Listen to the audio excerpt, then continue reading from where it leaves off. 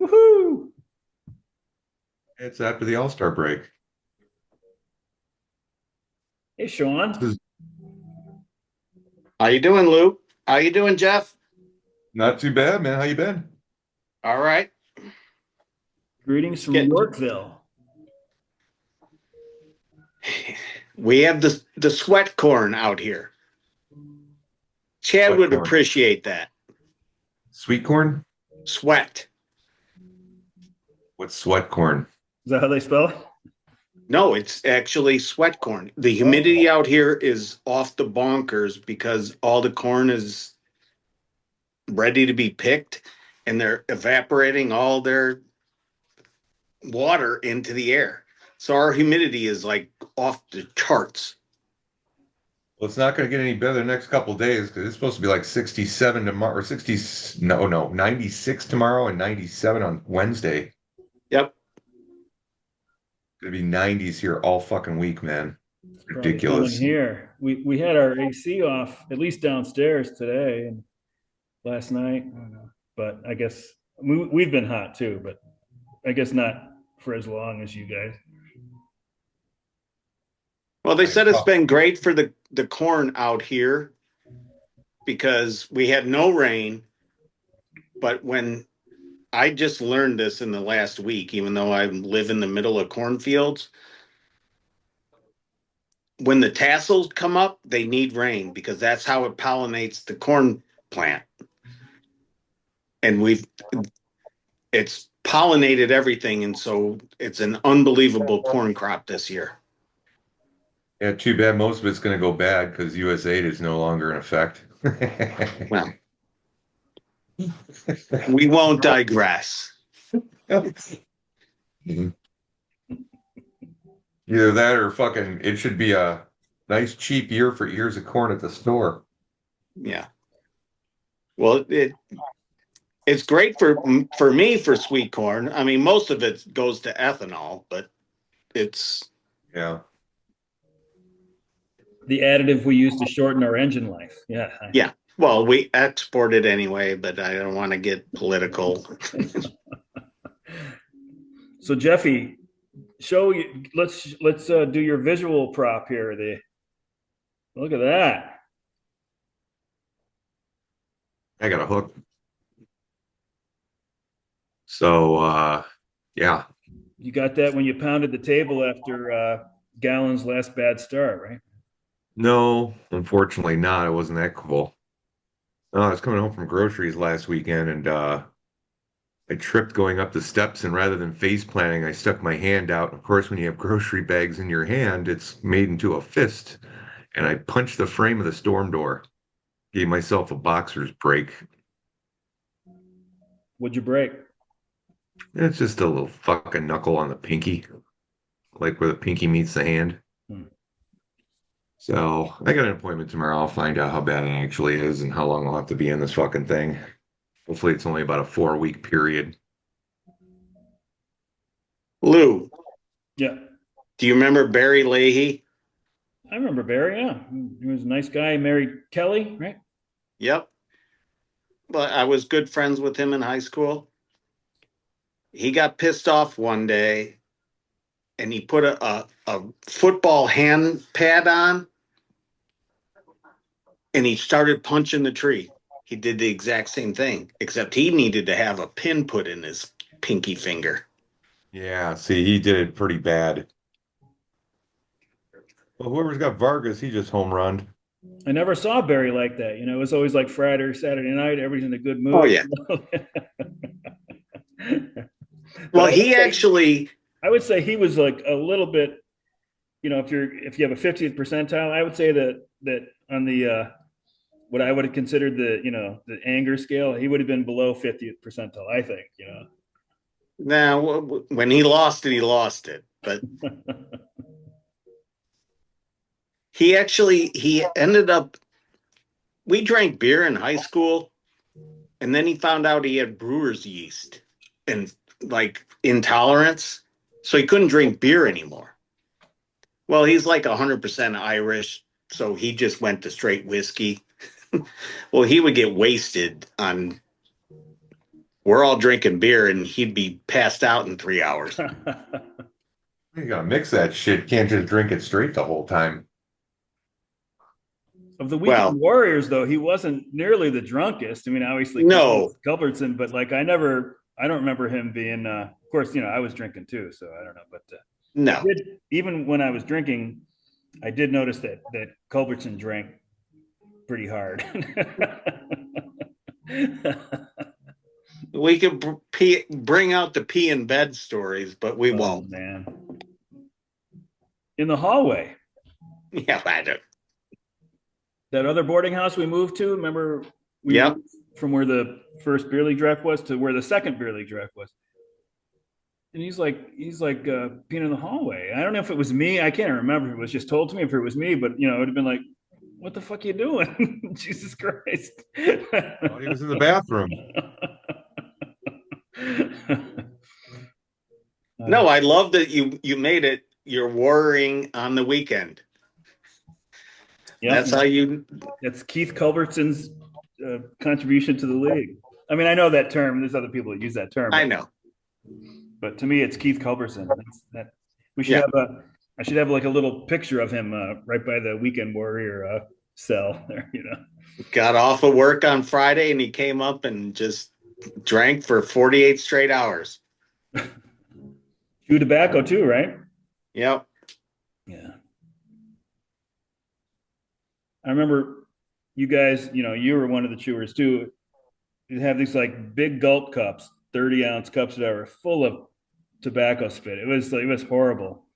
And there was this carpet in that living room downstairs, but it was like that. I don't know what they call it, that bumpy style of carpet. It's not flat. It's like got like a pattern in it, and it's like bumpy. Berber or something like that. Well, the cup would be on that, and then it spilled, and I was like, I'm not cleaning that shit up. I'm gonna throw up, like just being down here with that stuff. God, it was terrible. Anyways, It's pretty funny that they turned that house into an alcohol rehab house. yeah, well, it's in the air, right? So Yeah. it's got an air of authenticity to it, right? So,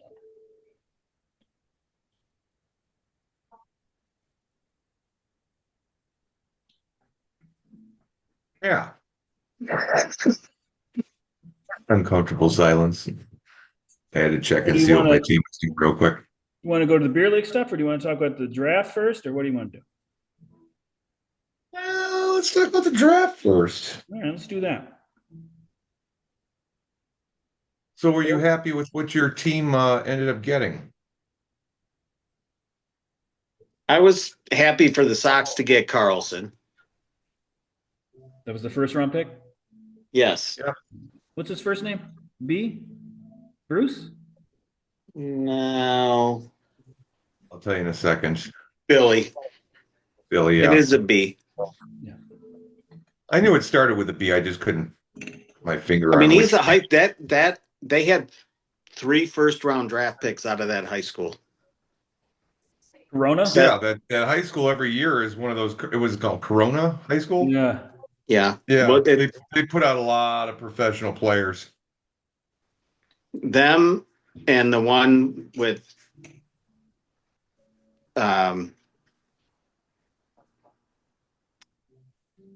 Giolito and Freed. And actually PCA came out of that high school. It's Northridge High School in California. That's where they all came from. But this Corona one this year, they had 3 first-round draft picks. That's incredible. Yeah, Seth Hernandez was the other one, the pitcher. He was expected to go top 5. There's a And I think he stigma went about 4. taking a right-handed high school pitcher. I don't know. Whatever the analytics say that they end up failing. I think that's where analytics fails, and sometimes you just don't trust your gut. I mean, Yeah, he maybe went he's to, not going to. Maybe he's not going to be good, but I mean, his stuff is incredible. He throws 100. He's got a drop off the table slider. 6'4", Yeah, and He was drafted by the Pirates, number 6 overall.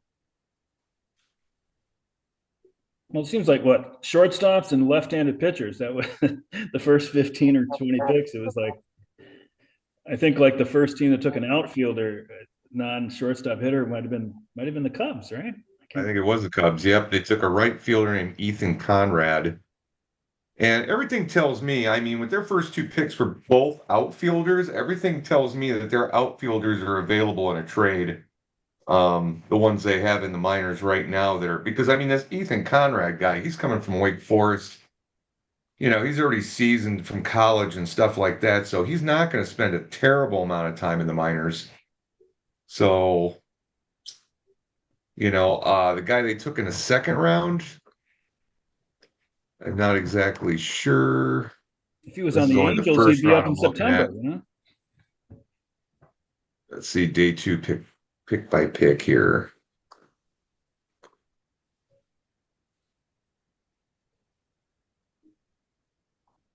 Yeah, same goddamn thing. What the hell? You just go to MLB.com. They probably still got their tracker up. Yeah, they do. Kepley from North Carolina. I don't know anything Yeah, about he's a him. small dude. He's like 5'10", maybe a center fielder at best, but he's a pretty small guy. Well, I think the way it's going for major leagues, you used to be able to trade anything for pitching. Now people are leery about trading for pitching. So if you have a position player, you can get pitching. So I do think Cassie is on the market for sure. Casey and Alcantara. Yes. Now what they can get for them, but that's a high commodity right now. Here's the only now is if you don't re-sign Tucker, then you've got a hole there. I don't think they want to put Suzuki back out there because he gets hurt too damn much. what's the word in Chicago? Is like Tucker less than 50-50 to come back because he's going to command so much? It's way up in the air. The Cubs haven't even they haven't even signed their GM to a fucking extension. Yeah, that's why I would feel optimistic that the Cubs will get something done this week because he doesn't have security. If the Cubs go to the NLCS or something, then he's looking a lot better. I I mean, think but to Tucker. get Tucker back, I think they're going to have to. I mean, they're going to have to pony up 600 million. That's nuts. Well, but that's the market. I, Soto was nuts, Soda was nuts. I guess Judge Ohtani wasn't so was nuts nuts. now. Judge doesn't. but Otani is not. If you think about it, because in 27 they're going to have a lockout or they're going to renegotiate this whole deal, and they're not going to be able to defer this stuff out for 30 years. I mean, they're not going to get a salary cap. I mean, the players union will absolutely not go for that. But Otani, I mean, he's going to be paid for 40 years. I mean, you talk about the Bobby Bonilla day, it'll be the Otani day in And it's real 20, money. It's 2110. not just like a league minimum or whatever. Like one. 700 is the league minimum now. So when he is just like having an extra minimum player almost. But Soto got it all up front. So, I don't know what Tucker, Tucker might be like, oh, I don't care. You can pay me for give me 10 million now a year and then pay me 20, 15 million for the next 20 years. But I don't know if Soto. I've had him Ricketts on is the going to trade do block. that. I've had Soto on the trade block for a week now, and nobody seems to give a fuck. Like maybe I should keep him. Maybe he'll go a little cheaper next year. Because now he's not he's the highest priced guy in the league, but he's not the best player in the league. He's the highest price in the beer league.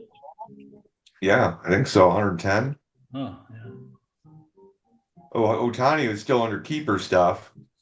Right. So I think he 96, just I think. added 27 to him or some shit this recently, or I can't remember when, but But on a per year basis, Soto is getting it all up front, and Otani's getting it deferred. So, like in real baseball, the Dodgers can do this. The Mets are going to be on the hook for that's going to be on their salary cap. I think this is or like, or the thresholds. I shouldn't say a cap, but before they get punished for going above it. I think that for David Stearns, who I think did a really good job with no budget with the Brewers, right? And I think we can understand that like that doesn't necessarily mean that you're going to do this great job with a big budget, even though it just seems like a no-brainer. But I think the good thing for Stearns is that he gets to do both. He's going to have these like, these big salaried guys in the lineup. Like I don't know what they're going to do with Pete, but if they let's say they sign Pete, and then Stearns gets to do what he likes to do, which is like be on a budget, for the rest of the roster, especially with the pitching. And I think he likes that. I think he actually really enjoys like not bringing in Max Fried, but bringing in Luis Severino or Griffin Canning and those kind of guys, and then they do well, and then he looks really smart, So I don't know. mhm. So I just think that was a bad move for the Mets. They should have allocated that money in a different way. I don't know. Bad though. I think They as did it. long They as had they had allocated that money between Scherzer and Verlander, and it blew up in their face. I think as long as the Mets don't have true financial constraints, I mean, I'm sure that uh, what's his name, Cohen, Steve Cohen, he wants to operate Oh, it in an intelligent way, but I mean, he's got the bottom line is he has the money even to pay the 100% tax or whatever. So I mean, to me as a Mets fan, I thought that it was a good signing. It was a little high, but like it gives them like certainty. Like they have that guy in the lineup, hopefully for quite a long time. And you know what I mean? Like it's like they can build around that. Then you can have like then you can get away with having Tyrone Taylor at center, although McNeil's really playing most of the time there now. But Neil's kind of over it, you know. I don't think he's a player even close to what he used to be. McNeil, Yeah, he's getting old. he's doing pretty well. I don't, and that Gold Glove, they have a new category, the utility guy. I don't know if he'll win it, but he'll definitely qualify for it because you can play him second, third, right, center, left. It's pretty good. I mean, I don't think they put him at short except for maybe like an inning in the past few years, but he's kind of like a Zobrist guy. yeah, he is sort of. You need Francisco Alvarez to start playing like he was billed, Yeah, he you just came know. back tonight. Yeah. What's funny is he went to the minors the same time Josh Jung went to the minors, you know. They went down like I think the same day or some shit. And I'm like, well, goddamn, all of a sudden I had two of my guys in my lineup go to the minors and they both come up the same day. I was just like, goddamn. Stearns said So that he I didn't bring Jung off the NA list yet, and he hit a home run today. I'm like, oh great. Because he Stearns was said the that one he that's that even in the they minors he only hit 200. So I'm like, why the fuck they bringing him back up? Stearns said they anticipated that Alvarez was going to be down longer, but he hit 11 homers in 19 games, seven in his last 11 games. Yeah. He had 20 something runs batted in. I mean, he was just like hitting like crazy down there. So And he's hopefully, gonna go 0-4, you watch. yeah. Actually, he's 0-1. He's got 3 points, so he's walked twice. His first at bat, he tried to go to the opposite field. There was runners on second and third, two outs, and he hit a grounder up the middle, and it was an out. But I was like, oh, that's not a bad sign though. Like it's better than him striking out and trying to pull the ball or hit a homer because that situation, that's a perfect situation where you don't need the homer at all. Like a base hit would be great.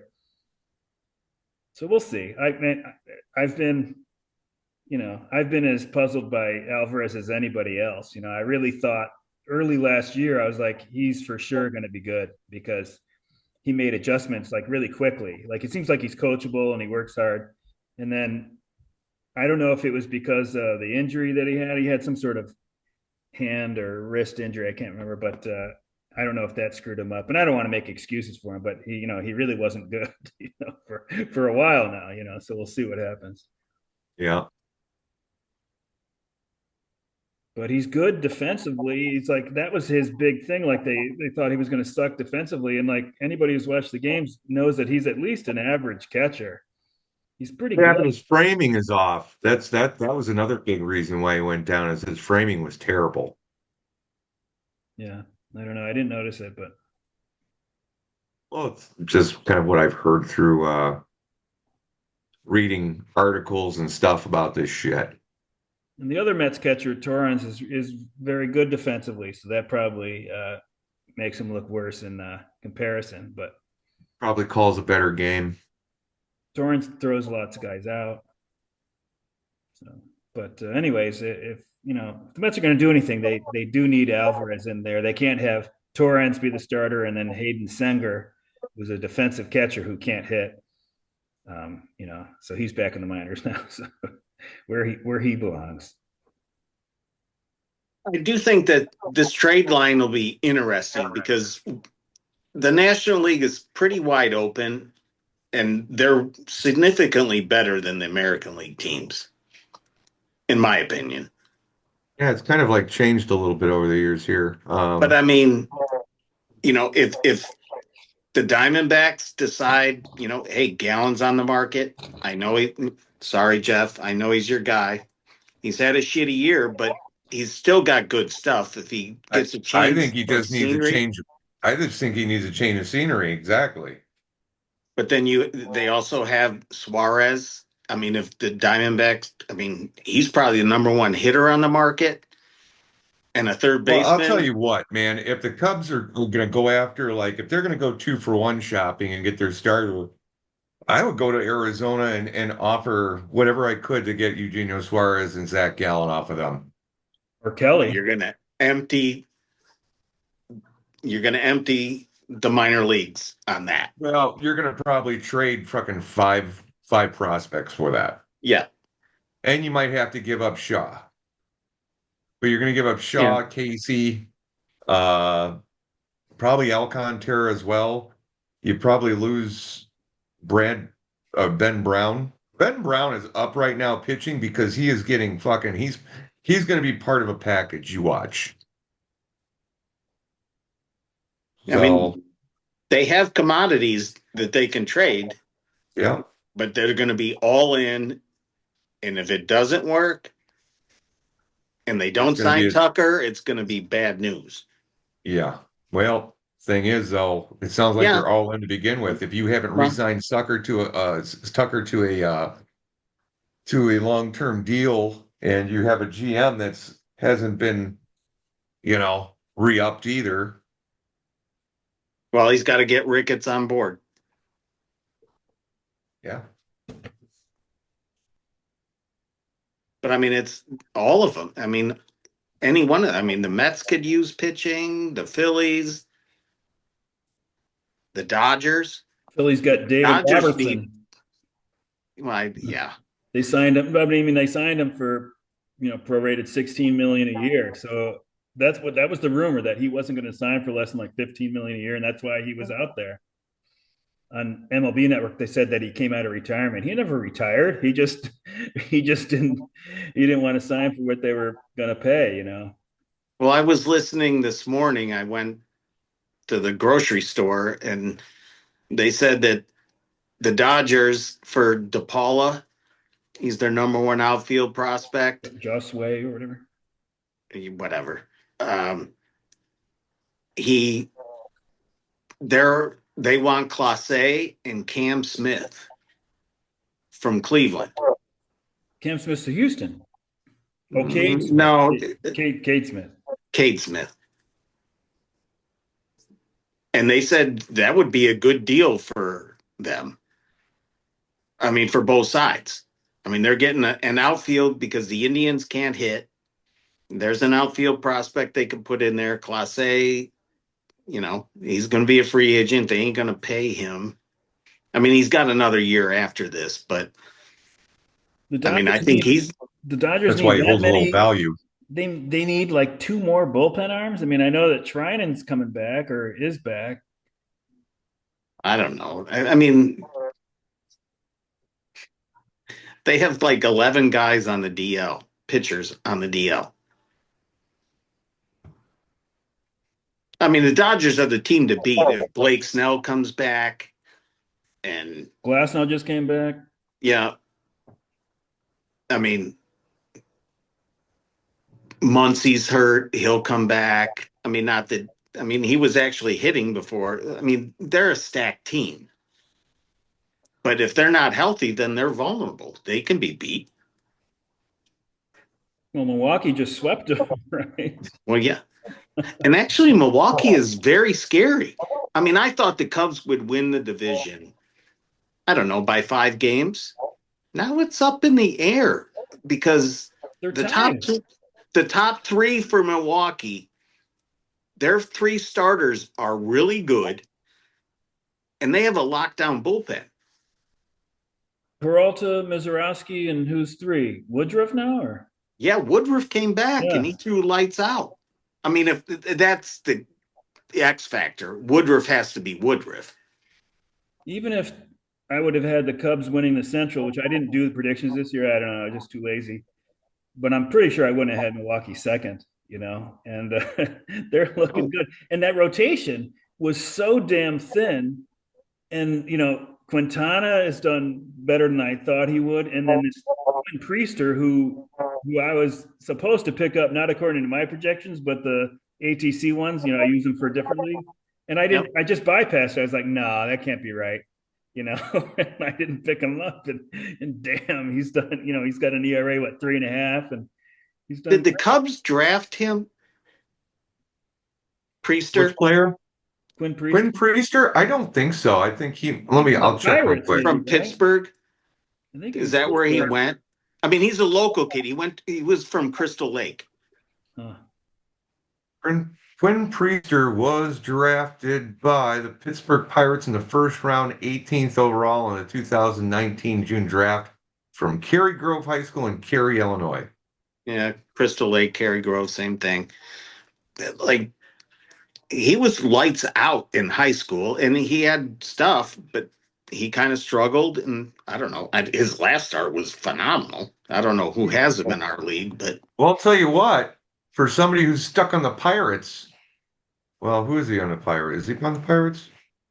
No, actually, he's with Milwaukee. well, He's he eight got and two. traded.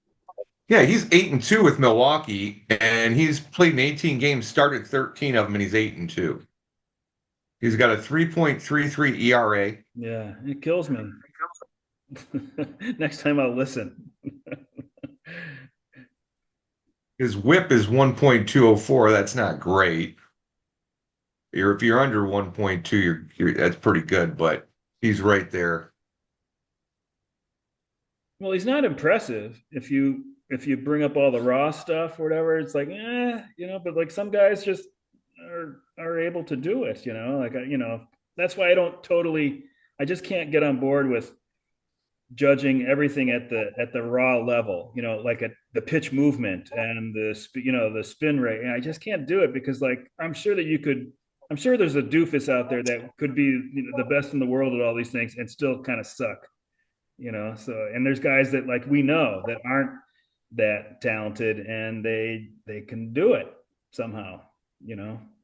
Well, I go back to because I saw Priester in high school, and I I know it's not in vogue these days, and I can't stand it. My two oldest girls are going through it. They try to force everyone to go to one sport. He was a three-sport athlete. So he didn't focus on baseball he played football, he played basketball.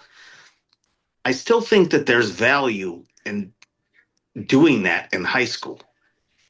I mean, I So, get it. If you're super high and you're gonna, all right, if I'm gonna get a $2 million bonus to play baseball, I guess that's the way you go. But a well-rounded athlete makes a better player. Well, absolutely, every time.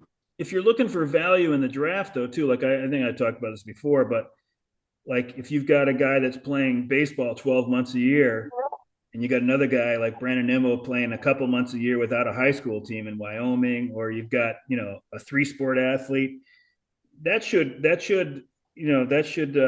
move them up the board a bit. 'Cause, Yes. like if this is a guy that hasn't put in the time like these guys and he's at the same level, then that's a good sign. So Well, here's some advanced stats for you as far as batting against him. He's pitched 94.2 innings. Batting average against him is 230. His on base percentage against him is 294, that's which is good. good. Slugging against him is .384, and OPS against him is 678. So he's been very good for the Yeah. Milwaukee Brewers. Yeah, I still prefer to look at the results, even though I know you can't look at, and I don't either. Just the flat results like earned runs, wins, whatever. But you look maybe a level underneath that, and that I think that's worthwhile. Well, and he's still young. I mean, how is he 25? He Was he drafted in high school? he's 24 and 308 Yeah. days. So it's Yeah. September 16th. He's going to be 25. Yeah, he was drafted out of high school. Yeah, it's from Glendale Heights.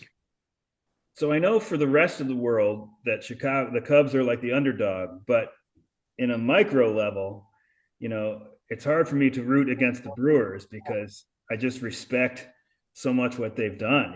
Like even it's kind of like the Rays, I guess, recently. Like, you just don't think they have a chance. This is the year it's gonna show up, and they're always competitive. So I don't know. It's pretty impressive.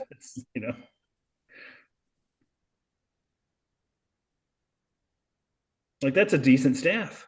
I thought they were so thin and it wasn't going to work, the starting rotation. And now, I mean, I guess they're an injury away from it not being true, but it's a good staff. And Yeah. and postseason wise, it works too because of the dominance up at the top. So it's not just five decent pitchers. You've got some top end stuff there too, especially if I don't know what Woodruff is doing since he came back, but if he could come back close to what he was, then that would be really that you could beat the Dodgers in a short series. Well, and I think, you know, like the Sox neglected scouting and advanced analytics, and it all needs to be a combination. They poured all their money into player salary. It's minuscule to just pour $15 million into R&D and scouting as to go waste $15 million on fluff. Like You mean, go. are you by fluff? Do you mean Benatendi? No, I'm just kidding. Well, that was no, but I'm Slater for the White Sox. They paid him $3 million.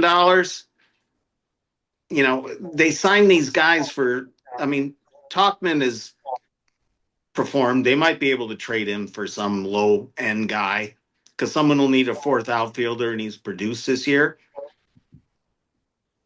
But if He's you done just it. He's spend done it that three before million too. dollars into your research and go scout these guys and use it towards your analytics and combine them both, I think you could do better. But Think how little you have to pay your analytics department. I mean, yes, the high up guys, sure, they're going to get paid their money. It's still not going to be big ball player no, money, but like the interns, the really smart guys, like they're working for nothing. I was reading about how these guys they intern and I don't know what the legality of it is now, that maybe you have to get paid a certain amount, but you're not paying them because you have the advantage of these guys want to work in baseball. Like yes, they could work in the finance industry, but what's that? Yeah, I'll make 10 times the money. Okay, sure, but I want to be in baseball. So there's a real advantage to that. that would have been right up your alley, Lou. I think I would have been like, no, I'll just enjoy baseball and No, just but make money back at in my the job. day, if you were back at 23-year-old Lou and Yeah. they said, "Hey, we're going to give you 50 grand to come be an intern for us Oh, and I would have done that. study stats," I worked at Stats Inc., but by then Diane was pregnant, so it was right. I ended up quitting that job because it just. But the guys I was working with were like, 10 years younger than Yeah. us, like, and they thought it was great. Yeah, we're here, we're here on a Saturday watching a film of a college football game and detailing the plays or whatever. And it was a thrill for me to be at Stats Inc. because I was such a fan of Stats Inc. I used to go there personally and get the Bill James major and minor league handbooks. Like I used to go wait by the receptionist and get. I don't know why I did it like that, but I did. So I was thrilled to work there. But yeah, you gotta get those guys when they're 22 and they're unencumbered and you Yep. know, So hey, Lou, are you kind of regretting that you got rid of Ms. Urowski for only three auction bucks? not really. I just wanted to get the most that I was offered. So I don't. Why didn't you want to keep him for a minute and see what he did? I mean, you traded him straight off of coming out of getting called up. Yeah. Well, that's the whole plan with my NA squad. I get some good guys in there and I'm not going to use them. So I hear you. Every time I see Sports Center and Suarez hits a home run, I just think, oh, Lou. oh boy. It's Hey, it's getting it's Lou. getting easier for me because I'm just so used to it now because it's been a full year. So oh god. Hey, let's bring up the stuff. See what we got. None of one of them weird weeks where somebody got a 1-1. That was Sean, I think. Yeah. I'm actually going to harp on that for a second. Okay. The reason that I got that is because I lost 6 points from Suarez because they did a stat change. And it Hey. was actually Mike. I was watching the game. Jackson Merrill tried to make a sacrifice bunt, and Ranger Suarez fielded it and threw it away from the first baseman. Now, don't get me started because if the pitcher makes an error, I think it should be an earned run, but it's technically not. But whatever, they overruled it. They didn't. Well, they called it a sacrifice bunt. They went back a day later and they said, no, it's not a sacrifice, it's a single. And then they called when the Bogarts went to third. That's how he advanced to third was on the air. But then they ruled the next guy hit a double. He would have scored anyway. So whatever. Suarez got 2 extra earned runs. I'm like, I can't stand when these people go back and they bitch about like, oh, that should have been a single and not an error or whatnot. I mean, it doesn't. It just pisses me off because it's hometown official score. If Luis Roberts hits one that's some little flare in left field and the guy should have caught it, but it falls, and we all look at it and go, well, that's an error. Oh, but since it's at Sox Park, they're going to call it a hit. Oh, well, they're going Well, to try I to. don't think I don't think that has anything to do with it. I think whoever does the scoring and stuff like that is hired by Major League Baseball, not so much the team. And the people they plan here to do the games here might not be from here. Well, I this team don't. has a Then scorer. that changed because it used to be Yeah. it's the same guy that does it every game, and he's a local guy. I'm not saying that they're a Sox fan, a Cubs fan, or whatever, but they're there and they have to face that team every day, like face to face, and like, hey, that was really a base hit. You gave me I got on base on an error. That should be a base hit. And then he goes back and changes it from an error to a base hit. Or if it's a crumb bum picture, well, no, that wasn't a hit. We'll give him an error. Yeah, well, here the other thing too is Yahoo's got their own people there as well. So they're part of the media, little media pool. Yeah, maybe. So they may have somebody from Yahoo actually watching it on TV that scores it how they see it. Now, whether or not those individuals are good at it, they probably have one person doing each game, especially if there's a ton of them going on at one time, but they're the ones that are actually scoring it. So I just think the people that Yahoo got doing the scoring sometimes fuck it up. Well, I think it's, each team has a scorer and they do exactly what Sean said, so it's not just a Sox thing, obviously, but yeah, they'll,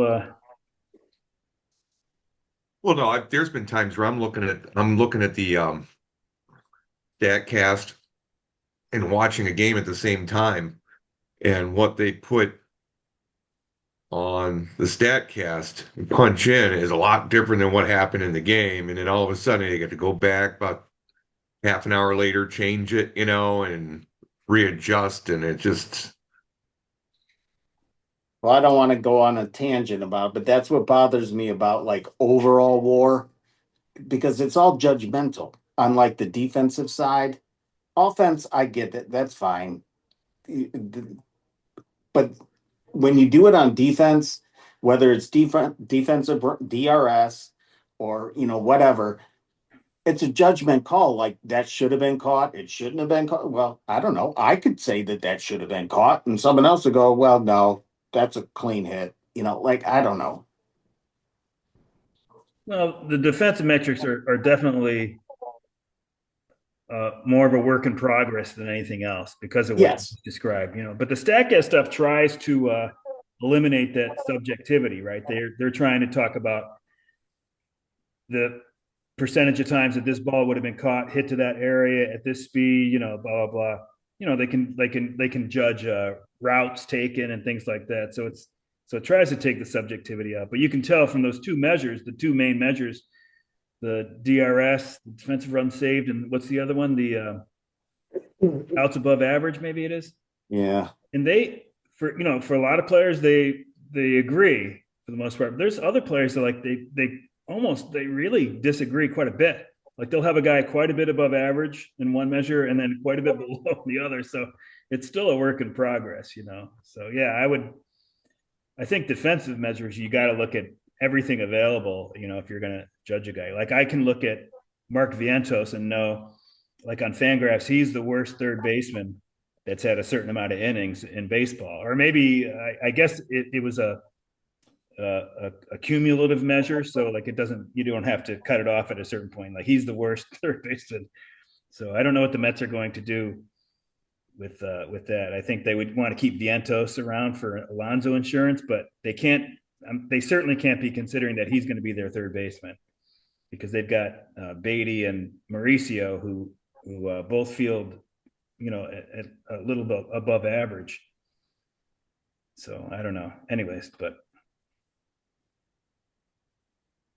you one before I lose it, you were talking about the sacrifice bunt. It reminded me that the smart guys 20, 25 years ago that realized that bunting was stupid, right? In Moneyball, like how Billy Bean, Brad Pitt or whatever was talking about bunting. But Yep. one thing they didn't consider was they were just considering the two situations, like the runner on first before he bunts, and then the runner on second with one out. But they didn't consider all the other things that can happen when you bunt the ball. You can bunt the ball and get a hit. You can get on base. You can bunt the get on ball base. and They can throw the ball away they trying can to throw the ball fucking away. There's push an it error, too so fast. they were they were right in a general sense, but it was too extreme because there's a lot of stuff that can happen with the bunt. You can mess up the fielders, by doing at least a bunt attempt or something. So there's a lot of stuff. I think whatever the cutoff was back then, that bunting was always a stupid idea, except in extreme cases. Like we can see that was overstated. I You think ever seen a pitcher get hurt fielding a bunt? yeah, yeah. Yeah, that happens too. I think that the only time that a bunt, even to the early analytics crowd, made sense was a runner on second and nobody out, because then you get the runner to third with one out. But I think that was the only case where, in their mind, it wasn't stupid. So, so like the free runner in the 10th inning, a bunt makes sense. But it's all dependent on the speed of the runner and if you've got Juan Soto up, or if you've got Yeah. the Mariners third baseman, or whoever, Williamson or whatever. you know yeah, I'd have Williamson bunt. That's his name. I can't remember. I mean, I would not bunt unless it was in the ninth inning in a tie game, and I was the home team, a man on first, I would sacrifice bunt, depending on who was up and who was the batter, who was up next. I mean, because then they might walk the guy. That's fine. And I know the analytics might disagree with that, but if you get him to say, if you got a guy who can lay it down, then you only need one hit. Yeah, well, that's the other thing too. Like you can't compare something in the second or third inning to like something No, the last inning of the game where you only need one run to win, or right. it's a lot different than taking away the chance at a big inning in the third inning or something. So like, yeah, that's a Well, I texted you. I think it was like July 4th weekend. The Mets, it was the bottom of the first. Soto It bunted. was a 0-0 game. The Mets had first and second, nobody out, and Soto sack bunted. I'm Yeah, like, what the fuck? You're paying him yeah, no, $70 that million was that dollars was a year? nuts. That's crazy. And I guess it And worked. it worked out because then they ended up walking the next guy, and then Nemo hit a granny. But that was dumb luck. Yeah, I agree. I mean, come on. If you're going to pay somebody 51 million a year, I don't want him doing situational, I want In him the first bunting. inning. Yeah, that was crazy. I don't know if was that his deal? Did he decide to do that? I can't imagine. I don't know. I can't imagine from the dugout that they said, "Hey, I want you bunting here." I doubt it was called. Yeah. But I mean, it was lefty on lefty, and I don't know. He just maybe figured maybe I could push this past him and get a bunt single. But like, dude, you're not here to bunt for singles. No, we can pay people a lot less for that. Yeah. Well, here's the glance. Let's see what's noteworthy here. Let's Play is now the IP underage guys. Let's wait till next year is not the underage king. Sombreros are, according to BABIP, still the unluckiest team in the league. Predicted top four is the same, Waite and Cows, and then now Satch and Bizzotti. Last week it was Bizzotti, then Satch. And then players of the week, Rudy Can't Fail went 2-1. They had 3 players of the week: Eugenio, Willie Castro, and Miguel Vargas. Daddy's had Fott as one of the starting pitchers. Cubby. No, I dropped him. Yeah, I picked him up. Did He you just got me 32 points. I mean, he got roughed up in a few starts, but otherwise he's not been bad. Well, I need pitchers, man. So that's why I threw a chance at him and Walker Bueller. Walker Bueller had a pretty good start today too. Yeah, they were talking about Hopefully they're both second half guys. They were talking about should the Red Sox continue to go to Bueller, but he looked okay. No, I actually heard, I don't know if you and I listened to the same thing. It was the Red Sox are anti-fastball. They're all about putting spin on the ball. And Walker Bueller he's been 80% four seam or a two seam sinker. And this year he's down to 40%. And that's the Red Sox coaching. And every one of there was 3 guys on the radio, and they all said, he just needs to tell them, look, you want me to continue to go suck? I'll do what you want me to do, but I know what I can do. Let me go back to what I normally do. I wonder what he did tonight. I wonder what his mix was tonight. Yeah, that'd be interesting to look at. Yeah.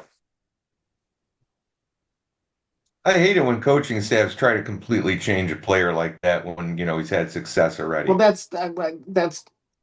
I mean, I love analytics, but that can't be the sole thing. You can't just look at well, normally if you do this, no, this is what the guy likes and he's been productive with it. If this ain't working, then let him go back and at least try to do what he's been successful with.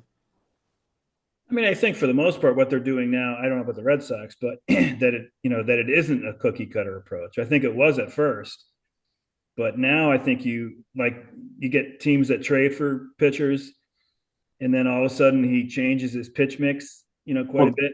it's because they've discovered like, hey, against your changeup, guys are hitting 183, like that kind of thing. Like, so they're just taking what he already has and accentuating it. That I mean But that's it working at its best.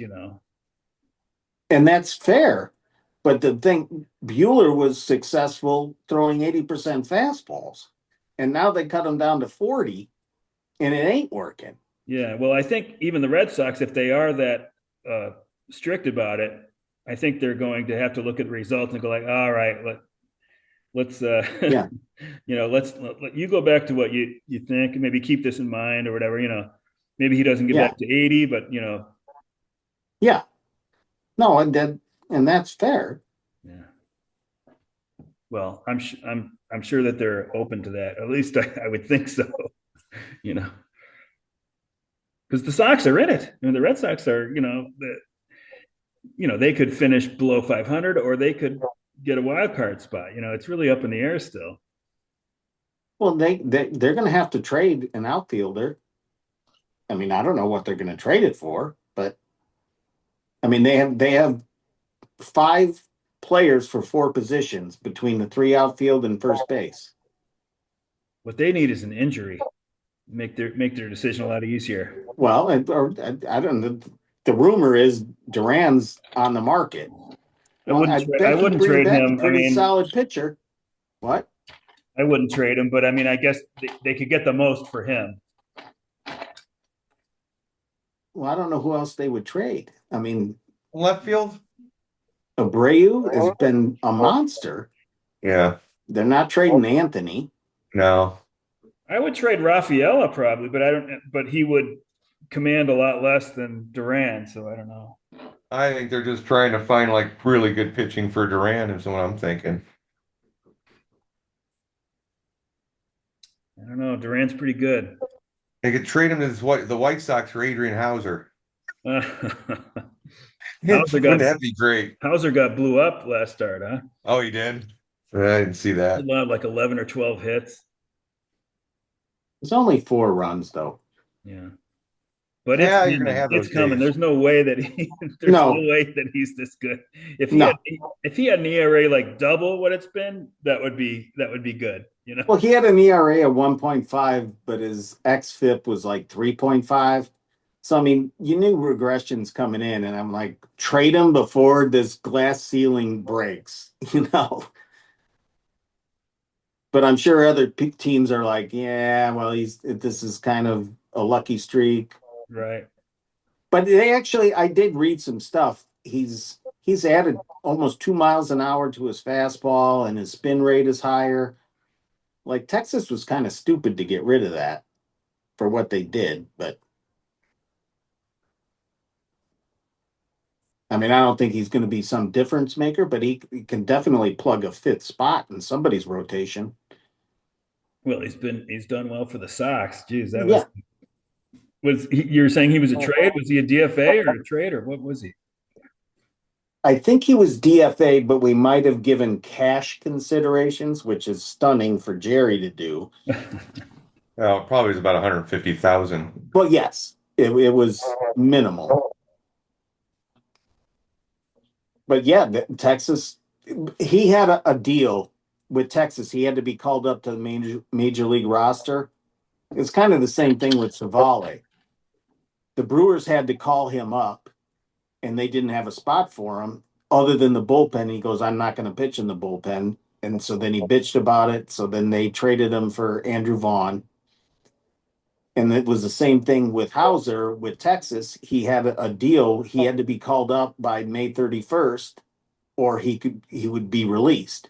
I'm So just they traded him to the Sox for I'm reading about it right now. Like Reinsdorf agreed to stock the Rangers soda machine for 3 years. So yeah, that's how they got Hauser. yeah, But just that trade right there, Savali's I don't know, mediocre. I was going to say quality, but he's like a starting pitcher anyway. And they yeah. trade him, and they got Vaughn, and then right about that same time is when Hoskins got hurt. So it just worked out perfect Yeah. for him. And Well, Hauser's next start is going to be against the Cubs on Friday. Mhm. So that should be a pretty good test to see how well where he's is it? pitching. Is it Sox or Wrigley? It's Oh, at Sox. Sox. is it Sox Park? Yep. Yeah. So But see, I don't remember him pitching anywhere other than Milwaukee. And he actually, Hauser had a couple solid years, mediocre to solid years for Milwaukee. So he knows the NL Central. Like I thought that would be like go back to the Brewers. The Cubs could take them. I mean, they need a fifth starter. He's And not young. I mean, he first no, came up in 2015, was out of baseball or in the minors. He played 2 games in 2015, and then he didn't play another game until 2018 in the major leagues.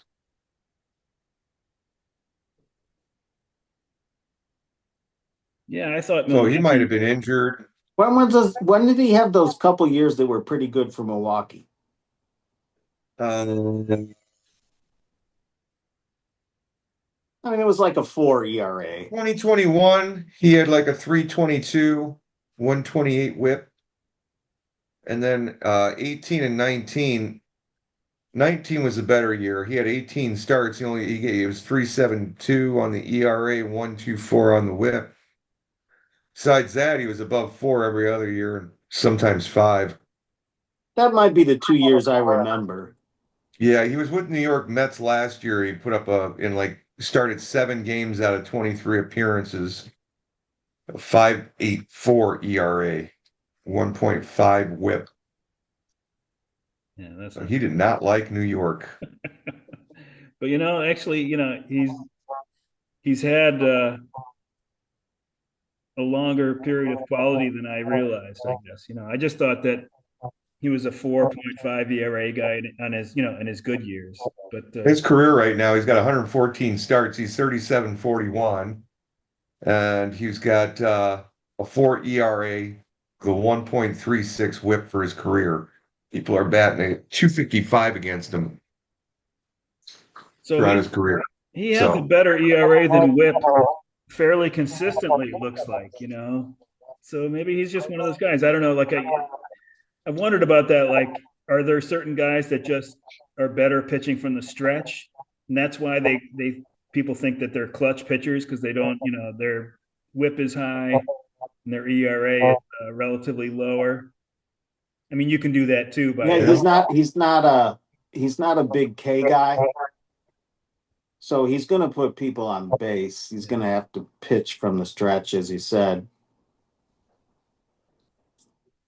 but maybe he's a little bit less junky than I was thinking. And I have him on my AL Roto League, but that's just because any starting pitcher that's getting starts is worth rostering. Well, he was money for you for 6 weeks. Oh, he's been great. My team's terrible, but he's not the problem.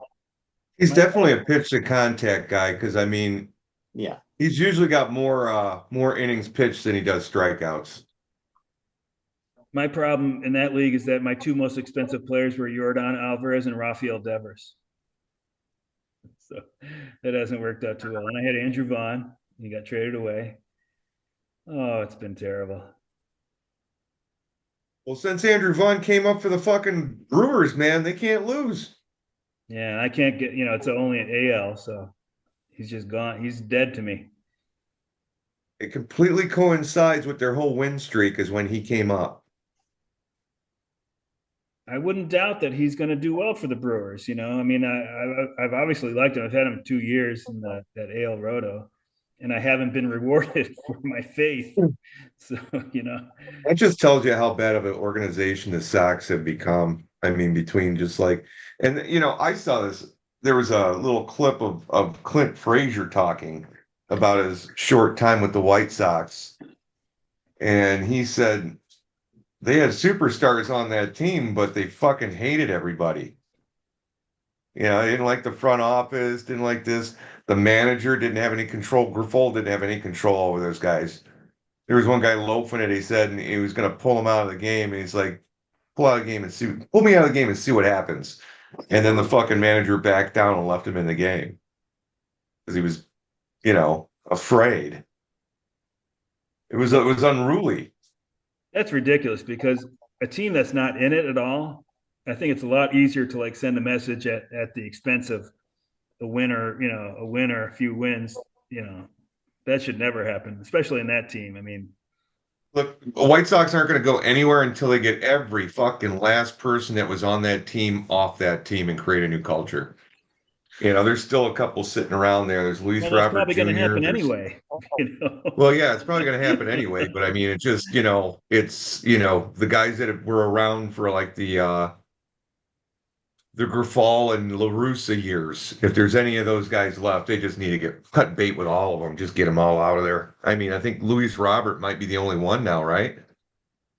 And he ruined Yeah. his trade stock this year, by being hurt again and not doing well, at least in the beginning. And so it's just But Well, I that was the other think thing he said, though. He said those guys. He goes. There'd be an injury out on the field, and you'd act like they just broke their fucking ankle, and then they'd go to the fucking hospital, and it was like negative fucking, wasn't even a bruise barely. They just didn't want to fucking play. I would be wanting to get out of that cesspool too. I mean, you're right. They need to just everything, and not just the players, but the front off, like gets everybody, their minor league instructors, they all need to go until that whole culture changes. No. I mean, look at Gavin Sheets. Gavin Sheets was a piece of shit for the White Sox. He's an okay player he's an everyday player for the Padres. Is he great? No. But he's already probably surpassed his career season high in homers. Well, let me look him up. He's right there. Is that Larry Sheets' son? It is. I had a feeling. I think if Luis Yeah, he's Robert got went 14 to home runs. He's ranked 159 on everybody right now. I mean, he's a serviceable guy, and they cut him loose for nothing. What kind of services is he giving? All right. Yeah, he's almost got to his most home runs. His most home runs were hit in 2022. He had 15, but he only played in 124 games. This year he's got 14 through 95. He's got the best batting average he's posted throughout his career at 258. His on base percentage, he's had better back in his very first year, but not that far off from where it was, 318. Slugging's 438, not great. OPS 755. and Okay. Petco's not a great place to hit. I mean, it's better than I guess it was 5-10 years ago, but it's still not a hitter's haven anyway. Right. I mean, I think if I were a team, I would look at Luis Robert as a buy low player. Get him out of that cesspool. And I mean, he can play defense, he can steal bases. And you know what? Bury him in a lineup. He'll probably produce for you better than he does for the White Sox. I see the Mets as a fit for him, but I kind of hope they don't go for him. Hey, Alvarez got I six don't think points they for me. will. What? Alvarez got 6 points for me today. Yeah. Your Mets won 7-5. Oh, thanks for spoiling it. I had it on DVR. Sorry, were you what? Oh shit, I'm sorry. No, that's okay.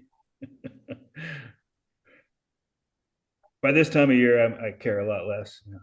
Let me ask you about this time of the year. This time of the year where you see yourself in the standings, are you going to be a seller here and playing for next year? Or are you still trying to work your way up the fucking ladder? Both this goes out to both of you because we're all three, like 1, 2, 3. We're 8, 9, and 10.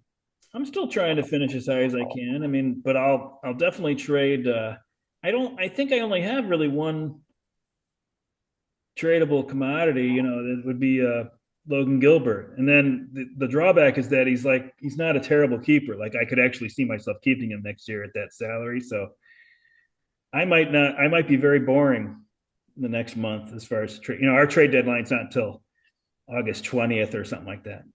Yeah. I'm open to trades, but normally in the past when I decide, you know what, I got no chance, give me an NA guy. I really like my NA squad. So Gotcha. it's hard to make a trade because I actually want someone, that has upside that's a current player, but that's probably contributing to that team's team. So, like, if let's just say, for example, Sebastian Walcott is the number one prospect in baseball. Maybe, maybe not, but I'm just throwing him out there as an example. Rangers shortstop, right? Yeah. So, Woohoo! say Phil wants to make a trade for me, and this is totally hypothetical. This hasn't come up, but say he wants to. I have to release an NA guy that which I'm going, yeah, he's a little better than this guy. But then as soon as I drop that NA guy, he'll get claimed by somebody else. I don't know. I kind of need to trade major leaguer for major leaguer at this point. Yeah, I got you. I Like don't know. young, promising stud for somebody who's Well, doing it's pretty well. yeah. I mean, it doesn't even have to be a stud, but it's like, all right, give me a guy that's got something in the future that's currently on a roster that I can play every day. Because I just don't want to drop an NA guy to pick up an NA guy, take an NA guy in return. True. This is unfair, but I definitely have thought about this lately. Like I also, when I'm looking at teams to trade with, like I'll look at like players and then I'll see what team they're on. And like there's two different things at work here. Like if it's wait till next year, I don't want to be the guy that makes the trade that turns out bad for wait till next year and then he doesn't win the league.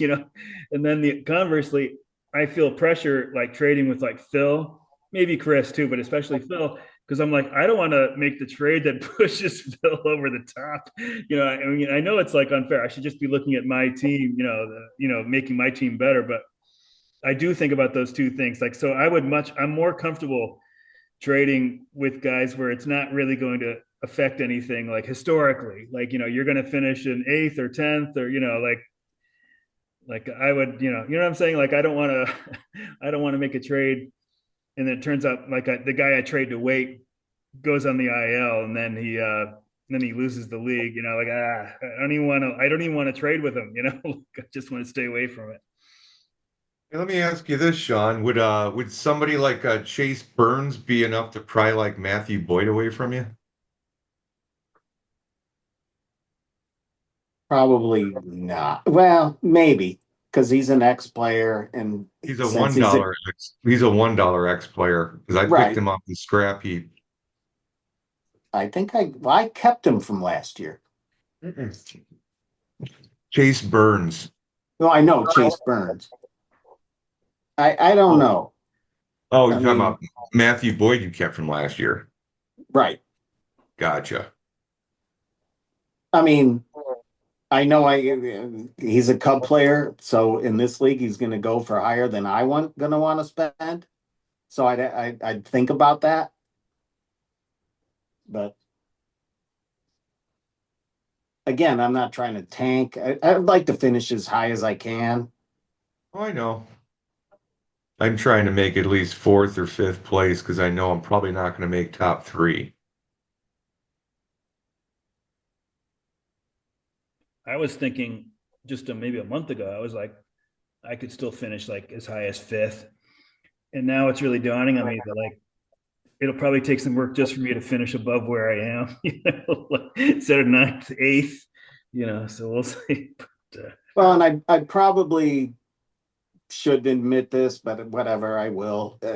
That if I trade something, say I made a Matthew Boyd for Chase Burns trade, I would I wouldn't let you get him at some super undervalued deal. I would bid him up, but I'm against if I trade somebody if I trade somebody, period, the next year I'm not bidding on them.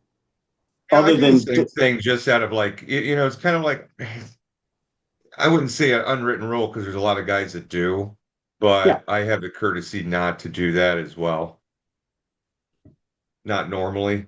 I mean, Now, so if Matthew in Boyd the was same going, draft, if Matthew Boyd, was at $5 next year in the draft, and say he continues on what he's doing, and I know he's not going to be at $5, but just for example purposes, well, then I'm going to say $10, just because I don't want you to get him for $5, but I really don't want him back because I think that, like, hey, I traded him to you. He's your guy, you know. Right. I see. I disagree with you guys on this, and I wouldn't do that at all. And I didn't realize that I could be thought of as a dick. But I'm just in the auction. I'm just going to bid what I think the guy's worth. Yeah. Like all, And that's all look, that's happened everybody's got the right to before. do that. I'm not saying it's bad or I'm not Yeah, saying it's rude to do that. It's just something it's like, I had him for a while. I got sights on other people. Plus, it's his guy now. He really wanted him, so I'm not gonna fucking, yeah, and screw I my don't neighbor even on this pay one. attention to that in the auction. Like, well, Yeah. did he have him last? Blah, blah, like I No. just know he was my guy, and I traded him to so and so. You know what? I'm not going to try to outbid him. I'm not. I think of the. I mean, I know it's real in baseball.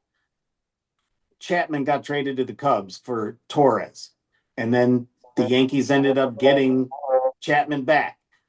I, Yeah. I'm not going to do that, Yeah. or that's not my intent. Well, I'm going to tell you that I will do that, That's fine, and I but don't. I will not be mad at somebody that does that with my what is it, my ex player, or no, my new player. Like I wouldn't take offense at that at all. Now, here's the thing, though. I've had people make deals with me like that, and they said, "Okay, but we got to make a promise that we're not going to bid on each other's players in this That's trade next fine. year." That's And fine. I've done that before, but it's kind of just turned into me. I just normally don't do it now. Um, but for some people, I mean, the league has changed a lot over the last few years too. So, But really, in a it's different every man year, for himself. There's not as many players to go around for 13 teams. in a Oh, and I'm different not year, trying to single anybody out. I'm just saying that's my philosophy. If I Yeah. trade you somebody, I'm not going to go after him hard in the auction next year. my philosophy is have a good time all the time. Yeah. That was the keyboard player from Spinal Tap. Did you see that he died like last week or the week before? Yeah. I wonder if they filmed the movie already and he was in it. I don't think he was in it. I don't know. Yeah, they're releasing Well, it no, I in mean September. no, I think he was in the movie. He was a keyboard player or something like In that. the first movie, yeah. Yeah, but there's a second movie being made. Yeah, I don't know if he was in that second one. Viv Savage. Viv Savage. But really, I mean, I guess that's for people to discuss amongst themselves because I don't view it like that. And I guess I hope that people don't think like I'm a dick if I like if I'm in second place and you trade me on August 20th, this good player that I'm hoping puts me over the hump, but like, I don't retain him, he's unretainable or whatever it is. I wouldn't take offense that you bid on him in the auction, like I just wouldn't take offense at that. Right. And I hope that people wouldn't take offense if I do it because No, I don't take offense at it. I'm just saying, like, whatever. I traded Devers to Phil. I don't know if Phil's going to keep him, as an ex player next year, or he wouldn't even be an ex player. He'd have to retain him. But if he released him, I'm not going to try to go grab him. I'll just flat out admit that. I won't let him go for some super deep discount, but I'll make him pay market price. But I'm not trying to go back and, oh yeah, I'm going to trade Phil Devers and then I'm going to go get him back next year. well, here's the other thing too. Like, um, I don't price enforce. Like maybe it's not good gamesmanship for me to like be so, but like whenever I bid on a player in the auction, I really think that I want him at that price. I really think he's worth that, and I want him. Like I don't like go like, oh fuck it, I can't let him get this guy for this low. I don't do that. I understand doing that if it works, and the guy has to go another dollar higher. But I don't personally, I don't do that. So Yeah. I think I it's mean, like you're I taking mean, I steps. get that. I mean, I'll look at it as like, I guess it's two different conversations because if there's a guy that I think is going too low, even though I really don't want him, but I think he's going too low, and I'll be like, all right, well, I'll live with that guy. I'll go up a buck. Yeah, I don't do that. But I mean, I understand that it can make sense, especially if you are certain that you won't get them, like, but I feel like if you're doing that, you're kind of diluting the advantage you're going to gain because you're competing against 12 other teams. So to make one guy pay $1 more or $2 more, I guess, after if he tops your bid, you got to divide that advantage by 12. You're only taking out an extra $2 among 12 people, whereas opposed to you, like it's an extra dollar just for for your one team. I don't know, like it just to me it doesn't add up. And it's poker though. I mean, like, it's bluffing and obviously if it makes the guy go up another buck and then he gets him, then obviously it made sense to do it. And who knows, maybe somebody else gets in. Hey, Shawon thinks he's worth 5, or I'll go 6, so I understand gamesmanship wise. I'm just saying, like, for better for worse, I'm divulging that I just don't do that. So whenever you hear me bid on a player, I really would like him at that price. I think he's worth that price,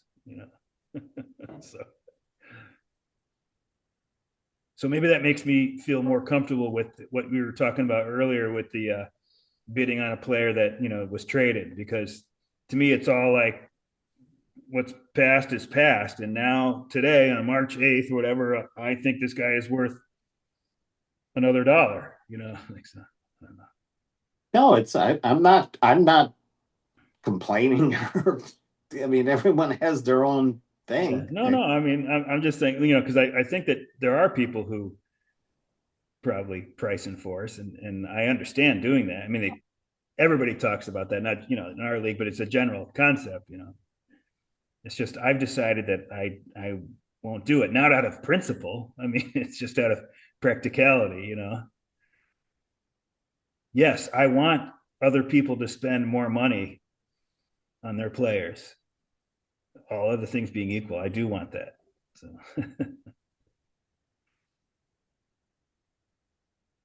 I'm like scoping sombreros lineup just to see what'll work if I can maybe put something together for you here. well, I'll talk But about the standings a little bit since we've had it on the page for a half hour. So, but I'm actually gonna go have a cigarette. I'll be right all back. right, You talk amongst yourselves. I've seen the standings. yeah, this is Jeff's least favorite part. You got to stay, Sean, because I feel funny talking to myself. So the 3-0s were taken up by Satch and Spear and McBride's. And then the 0-3s were Bizzotti, Let's Play, and yours truly, Lollygaggers. So you can see Wait Till Next Year is up by 5 games on second place now. I think last week it was 3.5 over Bizzotti, but Bizzotti went 0-3. So they're down in third, and Satch went up to second with their 3-0. And this is where I looked at it, because I went 1-1 with 217 points, and Wait went 2-1 with 220. Uh, The reason that happened is because they changed that scoring thing, and Ranger got charged with 2 extra earned runs. And I mean, I don't care. It doesn't matter to me, but I don't know. Maybe it matters to, well, it doesn't matter to Satch because he went 3-0, but whatever.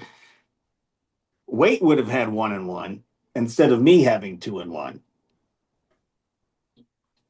yeah. Well, I mean that's what I think that this weird weekly ranking method we have, it makes it Well, no, it's not nothing with your ranking. It bothers me that they go back to this, like someone in the team, whether it's their official stat score or it's the player, and they go and bet you like, well, no, that wasn't a sacrifice and an error. It was a base hit. So they counted 2 extra earned because it counted for a hit for Merrill, which didn't affect me in our league because I got a point for a sacrifice hit. They took that point away and then they gave me a point for a single. So it was a wash of 0. But Ranger then ended up getting charged 2 runs. Yeah, no, I'm not refuting what you're talking about. I'm just saying, like, I think that's one of the reasons why this weird ranking method we have, which is, I guess it's pretty weird because I don't know if I've come across another league that does it like that, but I like having the immediacy of the week. In a points league, because I have leagues that are just points, and it's really boring. Like there's very little Yeah. movement. But to have like on Sunday comes through and like the Bills do and you see where you fell that week, and sometimes you get boned, and sometimes you luck out, and it's good. I what I really like is not so much lucking out. It's like when I have situations where I screwed up, like I didn't check the game in time or get the guy in, and the guy could have put in had 8 points. And what I really like is when we do the standings, and then it didn't affect a win loss. Like it affects the points, but it doesn't affect. That's always a good Well, thing. what I see in this league, I don't know. It used to be once the ticker came out on Fridays, then people saw where they were in the standings, and then they loaded up on pitching for the weekend. They were streaming pitching to either make up points, and if you had it in the bag and you were fine, you were at 6-0 on a 6-0 pace, and if you ended up 4-2, fine. But the people who are in the middle of the pack, they used to just stream pitching all weekend long. Well, then I don't know. It was a couple years ago. It started going back to like Thursdays. People would look at it like, well, no, I need to go pick up these pitchers before the ticker comes out. Well, now that we've added the 13th person, people are all diving in on who's going to be your 2-start pitchers. Even if you don't pitch them twice, you have them for the weekend. And even if you drop them on Friday and you don't want to pitch them, no one else can pick them up. So there's no one out there on the weekend. Yeah, that's a whole world that I don't participate in. So Nah, well, I see it I big mean, time. Phil was talking about that. He thinks that in general, I think this is what he was saying. He'll be on next week, I think, so he can clarify it. But I think what he was saying was like probably people like me don't stress the weekly win loss enough. Like for me, I'm like, if I don't have any pitchers going on Saturday and Sunday, I just don't. It's just the timing of it. And then next week I'll have more going. Whatever it is. But in his mind, he's like, you have to grab the wins while they're out there. And I think like in his situation, he's got the biggest IP overage, but he figures he'll just figure that out when it comes, like when the Bills do. And I was even thinking that if you could get way over in innings, which is easy to do, that part I can do. But if you could also get over in games played, which I can't do because I don't stream, but if you streamed and got over on games played, you're like way over in innings, way over in games played. And then the last week of the year, you just take an 0-6. I wonder if you'd be better off, because somebody's going to go 0-6 that last week with 300 points, and that's 300 wasted points, right? Yes. So if you could have distributed those 300 points throughout the other weeks, I'm sure at some level it can make some sense to do. I absolutely agree with that. I've thought that for a few years, that I see people go way over in innings, and then they just figure, well, you know what? There's going to be a bunch of other people that are way over in innings, and it's a crapshoot at the last 2 weeks of the year. So even if I'm on pace to just maximize my innings, on a weekly basis, or allocate them on a weekly basis, I could be screwing myself out of several wins during the regular season to try to make sure that, well, all right, maybe I can go 6-0 in the last week, but it doesn't matter because I'm 18 games out. Yeah, no, it's definitely. I mean, I've at least thought of it. But I think to do it the way that I'm describing, if you only do it on innings, which even for me, is easy to do. I can get way over in innings. I could run out of innings with a week to spare, but I won't be able to do it on the position players unless I stream. Then I'd still be wasting those 175 points I get from my hitters, whatever that last week, to Yeah. go 0-6. So, but there's something to be said that you could get way over in innings and stream and get way over in games, and then just take the 0-6 the last week, and maybe that actually mathematically makes more sense to do. I guess I just take the more lazy man approach, which is ideally I just want to have my team from the auction and then never make a change the rest of the year. Of course, never happens like that, but that would be ideal to me. Well, I tell you what, man, Let's Play and Gambler Spirit both having rough times at the same time. So that's allowing other people to pop up into the, get into that top four. That's how Satch is up there right now. I mean, if you look at, he's 11 Spear and did go 4 over this 3-0 time. this week. I mean, they were rough before then, but what were they before then? Like 1 and 11. Well, 4-11 over the last 3. He gained 10 games on Let's Play alone. But the prediction model really likes weight now. I think having been like 9 games over the Cows, even though the Cows are in 4th on here, it still likes the Cows more than Satch and Bizzatti. It's got to be to do with the innings and the games played. Probably the innings. Say innings probably make a big part of that. So I broke this out separately now with the catcher games and non-catcher games. So I think it's going to help the model be a little bit more accurate. The problem that it had was like if you were way under in catching games and way over in position player games, they would even out and it'd be like, oh, you're right on pace. Whereas realistically, you're not going to catch up in the games, and then you'll have to whittle down the non-catcher games. So I think anyway, it's got to be a little bit more accurate than not doing it. But so I don't really even look at the games too much. I mean, Let's Play's way over on non-catcher games, so I'm sure that doesn't help him in the model too much. Weight is also way over. So if Weight was doing this, see both these teams, if they're way over in the non-catcher games and are way over in innings, which they're not, they're the 2 teams that are the most under, then I could see that it could make sense because that last week of the season, they would just take the 0-6. Fuck it, I'm going to go 0-6. But it's not going to work if you're over in one and under in the other. You're going to waste some points there somehow. To give up and just take the 0-6 the last week. But yeah, Satch is where are they? I got to take a break. I'll be right back. Okay. Yeah, this is alphabetical. Satch is 90 over. Spears 80 over. So, so that bill will come due. So who's in the best position? Non-catcher games played. Spears right about even, and Satch is under. So no one's really the prototype of what I was talking about when you were smoking, Jeff. That I was wondering if you got way over in innings and way over in games, if that might make a lot of sense to just the last week of the season, you just take the 0-6. You don't waste any points because your games and innings are already gone.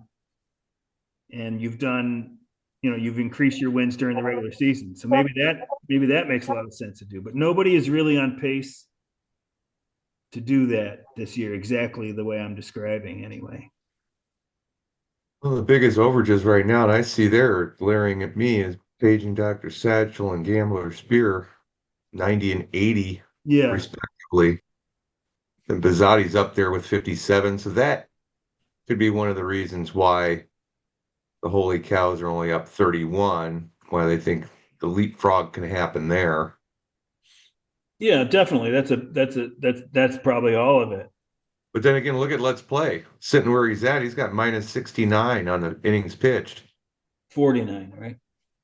No, minus 69. Let's play. I thought you said wait. Sorry. Yeah, so right now he is the one with the biggest underage of anybody. Yeah, so it's like it's weird. Like if you're thinking, let's take these IP overage guys, Spear and Satch. So if they're like, you know what, I'm not even going to worry about the overage because last week of the year, I'm just going to take the 0 and 6. But because of their games played underage, Satch is even, and Spear is even, and Satch is 27 under. They're going to waste their hitting points that last week. So even though your innings are shut down, you still are going to have 175, 150 hitting points that you're going to waste by going 0 and 6. I don't know. Most of that's probably catching. Yeah, well, it's broken out separately now. So this is just the Oh, okay. non-catching ones. So, but anyways, yeah, I've thought about that. If you like to stream, there's definitely a case to be made for like stream the hell out of your hitters, get way up, get way over on innings, and then the last week of the year go 0 and 6. Maybe you'll be better off. Maybe it's a smarter way to do it because if everybody was even in their games and their innings, that last week of the year, someone's going to go 0 and 6, and they're going to have like 300 points, 350 points, and go 0 and 6. And that's, you could have 0 points and go 0 and 6. So like it's a wasted points. So I don't know, but because I am lazy and don't want to stream, I won't partake of this method. And nobody is this year. I mean, there's teams that are over in innings, but they're not over appreciably in games. Well, I tell you what, a lot of what's then here's going to be one of the tough parts for like Let's Play. It's like, okay, you got those inning underage. Even if you get those pitchers in the lineup, uh, you know, there could be a lot of negative points coming with it, And I've been guilty of picking somebody up off the waiver wires and getting total boned in the ass by that one, where it's like, okay, I just picked this guy up to get me negative 17 points. God damn it. So that comes into play. Well, we've seen like Waite has really whittled down their IP overage by like 50 innings over the past, I don't know, 3 weeks, something like that, month. And and they've suffered doing it though too. I mean, their ERA for this week was 5.73. For the year it's 3.15. Remember, they had an ERA for the year of like 2.4. No, as Jeff said, I mean, it's one thing to stream a position player. Like I can go pick up whatever, some third string catcher because I need a catcher that day. And the worst he's going to give me is 0. If I'm trying to stream a pitcher, I might get minus 15. Yeah. Yeah. And that just totally blows. Like, then all of a sudden, like 5 year hitters' points are off the board by a fucked up pitcher. Yep. Like, kid never should have played in the first place. And you lose the innings. Well, It used to be easier to stream pitching. Oh, yeah. It's hard now. well, if you think about it, like when we had 12 teams, I don't even know if the 13th team. I think just people have gotten smarter about it and they're retaining more. And then they're smarter about when they drop them. Like someone will drop someone on Thursday knowing that you can't pick them up on Sunday. So you can't, try to get a last start in for the week if you're chasing points.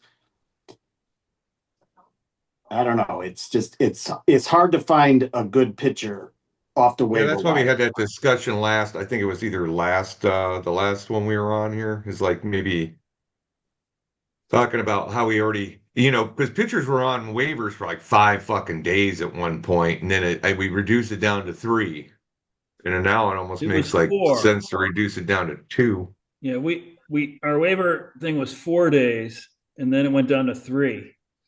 I wanted to keep it at 4 because of like a long weekend. I was thinking like I want potentially to check the stuff on Friday and then be able to check it again on Tuesday and not have lost my chance at a player that got dropped. But we reduced it by a game. So now on most weekends, it's fine. Like you can check on Friday and if you don't check again all weekend until Monday, that you won't have lost a chance to pick up somebody that got dropped.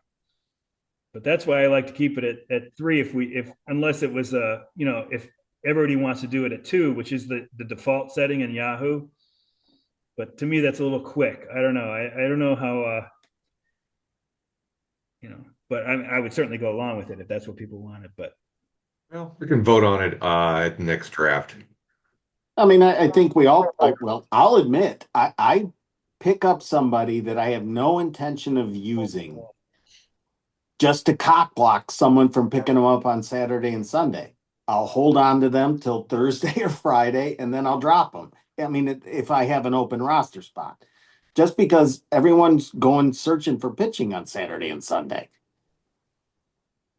Not everybody, but there's that's a gamesmanship thing that I don't. Yeah, you won't bid against the guy you traded. There's a whole. Well, yeah.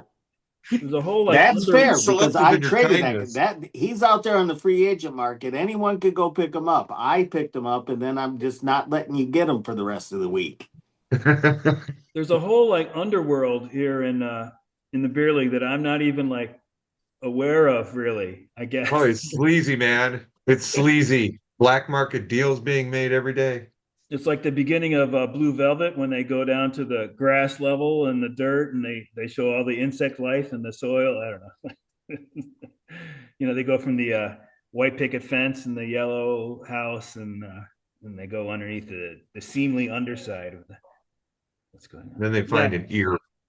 So I don't do that. I guess I'm just so concerned with I want to have these 10 starting pitchers because these are the best 10 out there according to me, and I don't want to sacrifice that. I don't even for a few days. I don't want to expose my 10th best starting pitcher who I'm sure probably wouldn't even get picked up by anybody anyway. But you can never tell though. I don't know. I don't know. For me this week, Adam Savali sucks, but they were playing Pittsburgh. I knew he was going to start on Sunday, so I picked him up earlier in the week. I don't think I started him for that start, but then I had him in the bag if I wanted to use him on Sunday. And I'm like, all right, well, Pittsburgh blows. Yeah, I'll start him. I'll stream that guy. Now, Adam Savali is going to get dropped probably tomorrow. No one will be able to claim him for his next start. I don't even know who the Sox play. He'd probably be pitching against the Cubs, which someone would be nuts to pick him up in that situation. But hey, when is Ozuna up? Is that tonight? I dropped Marcell Ozuna. I don't know. Why'd you drop Marcell Ozuna? He was on the bench. He's a wife beater. Is he? He was on the bench, but he could get traded and have a starting position, starting slot, and then I'll regret it. But I offered him, what was it, Friday night? I was like, hey, and then I waited a couple hours, and I was like, fuck it, I don't even want to. I'm just too impatient. I don't care enough to. But so that could, I could be making a mistake, but in general, I've realized at least I'm more comfortable with giving myself the opportunity to make a mistake as opposed to being careful and so what if I lose Ozuna and it was a mistake, fuck it, I don't know, this is what I want to do right now, so I don't know. So I think I play both sides of that fence. Right now I might even have, well, not today, maybe yesterday. I had 5 catchers on my roster. One, I don't want to give up Teal, and I don't want to give up Kiro. The problem is the White Sox are scared shitless of playing them both in the same day. I don't understand why. One could be the catcher, one could be DH. And you know what? If the catcher got hurt and you had to make pinch hit for the rest of the game, who cares? The Sox are going to be in last place. They should be batting every day. It's funny, the reason I dropped Ozuna was because the Braves are playing Baldwin and Murphy, one at catcher, one at DH. You know, Did they have a third catcher on their roster though? I don't know. I don't. That's why, like, if the Sox man Venable is too scared to bring up a third catcher, then just the GM gets should just put a third catcher on his team and say, "Fuck you. Here's your third catcher. These guys need to bat every day." And then I have Dalton Rushing, which I don't want to get rid of because I think he might be a trade chip for the Dodgers, but he's like wasting spot for them. He's not going to start over Will Smith. He's blocked, but he's like a top prospect as a catcher, and he plays once a week. I drop him, someone else is going to pick him up. You could So to definitely your do theory of like trade you chip. don't care if I make a mistake and someone else picks him up, well, I don't want to drop him because you know what? Next week he might get traded to the Pirates and be How's their he done starting this catcher. year in the one game he has been playing? I guess it's a Has he, little bit different though has with he like somebody like Rushing or Carroll Teal, because like those guys, they have futures. Where Ozuna is, he's past his prime. He's on his way out. was he like 34? But you know what I mean? So it's like a little Yeah. different, but even then I would have a tough time with that whole thing. But the Sox should probably just trade Carroll. I don't know what they would get for him, but they could have Teal. I think Teal is the guy that they like, right? I think Yeah. that's so Teal could start and Corey Lee could back him up until they get another backup, whatever. It seems like maybe that's the way to go. I bet you most teams would trade for Teal more than they'd want Carroll, but Yeah, I would actually keep I Carroll is still young. Like he could end up being like who was the guy that the Sox had? They paid him like $70 million. He was on the Dodgers. Grandal? Yeah. I think he could turn into Grandal. Well, that means go from great to sucking. He's one of he Well, was on that team that Clint Frazier was talking about. he Him and was Tim yeah. Anderson and Moncada and Abreu and Oh yeah, that was bad news. I read that Clint Frazier thing. yeah. I loved Grandal. Either I had him on my team or I tried to trade for him. So, and then Well, he usually had a good when I on base percentage. He sucked as a catcher. Caro's okay as a catcher. Teal's more athletic. He'll end up being the better player probably, but I don't know. They should both be in the lineup every day right now. Their team sucks. Give the them problem at bats every day. it could be too that the Sox are in the same dilemma that you are, with your five catchers or whatever. Yeah. Like they probably maybe they can't decide like who is going to be the better of the two, Caro and Teal. So they want to wait around as long as they can. I don't know. Well, that's fine, but then like they have no first baseman right now. Let one of them play first base when the day they're not catching. I know that the point that bothers me the most is like Venable seems, oh, I only have two catchers, and if one gets hurt, then I'm fucked. No, you're not. You move the other one to catcher, and then fine, you lose your DH for that day. Then the next day you bring up Lee, but for one game, you pinch hit for your pitcher every time he comes up. All you need is like an emergency catcher. Yes. So somebody on the roster. I mean, did anybody ever catch and Baldwin, well, he might have went on the DL. He was their emergency catcher. I mean, whatever. There has to be someone on the roster that could go catch for an inning. And again, like I said, who cares? Lose your DH for 3 innings. It doesn't matter for one game. Well, the only concern would be like the catcher gets hurt, and then it's really the only if both of them get hurt in the same game, basically. Well, yeah. Like what are the chances? I mean, it's so you just have an emergency catcher. That's all. Most of the Sox roster, or at least half of it, those guys are just happy that they're on a major league team anyway. So like, yeah, they'll take some reps at catcher just to, once a week to, yeah, all right, in an emergency, I'll catch. Well, that's what I've thought about Dalton rushing. You know what? He comes up, he plays 1.5 times a week, maybe. Whatever. He catches 1 to 2 times a week. He's making over $4,000 a day in the major leagues as opposed to the minor leagues. He's getting a $400 per diem from the team. That doesn't count his hotel room and whatnot. He's living life. Would he rather be in Oklahoma City playing for the AAA Dodger team? No. But realistically, he'd probably be like, well, I'd like to play every day, but you know what? Hey, I'm making $4,000 a day. But, so your situation, the Ozuna situation and what you're describing with the catchers, it is different because I just don't feel like Ozuna is the future. No. But there's guys in your team that could be the future. So like, is it an okay risk for the sombreros who are in?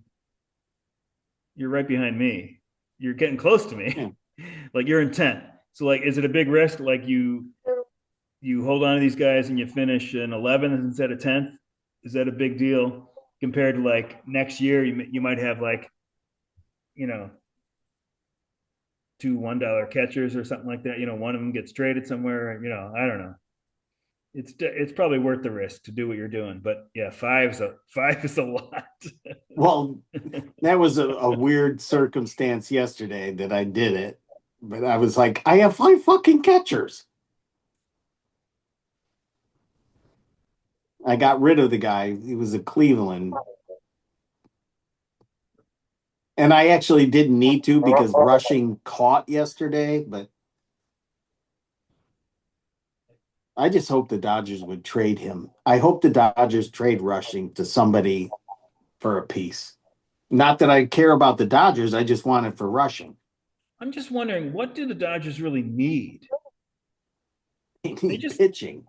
I mean, they just need their guys to be healthy. If they we trade talked for about pitching, they could have a lot of extra pitching. You know what I mean? Like, if these guys come back, like Trinan's back or is going to be back this week, and you still have who am I forgetting? Some of the starters, Snell, Snell, Yamamoto, Kershaw, or Kershaw.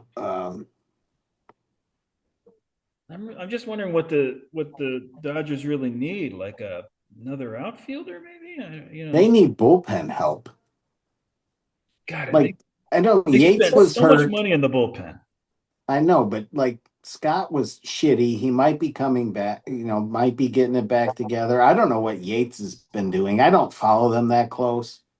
I think Yates was hurt for a while. I don't know. They had the other guy. I don't. They have multiple relievers though that are hurt. Kopech? And I don't know if they're coming back. Kopech is still hurt, right? Yeah, he's hurt.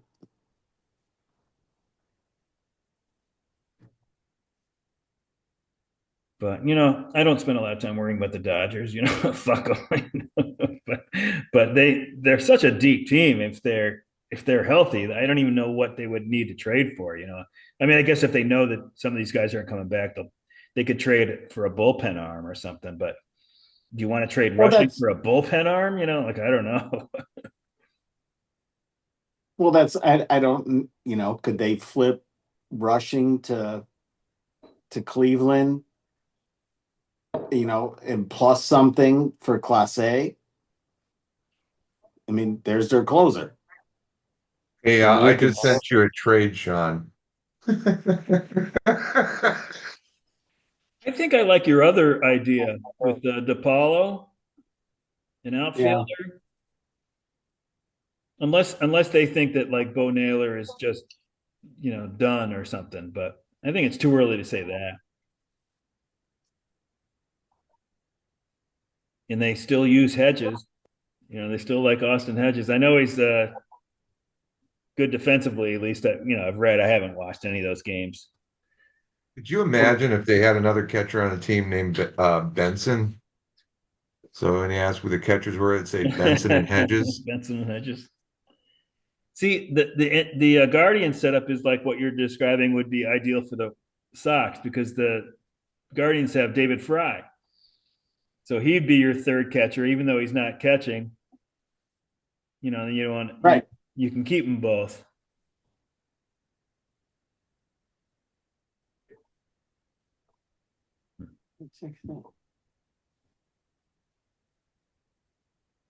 Well, I don't know. Any other thoughts on the draft, like Cubs or Sox wise? No, not really. Just, Cubs again went like straight college. A lot of these teams are going straight college now because they don't want to wait too long for these guys to be ready. It's you're starting to see more of the high school people getting taken later now.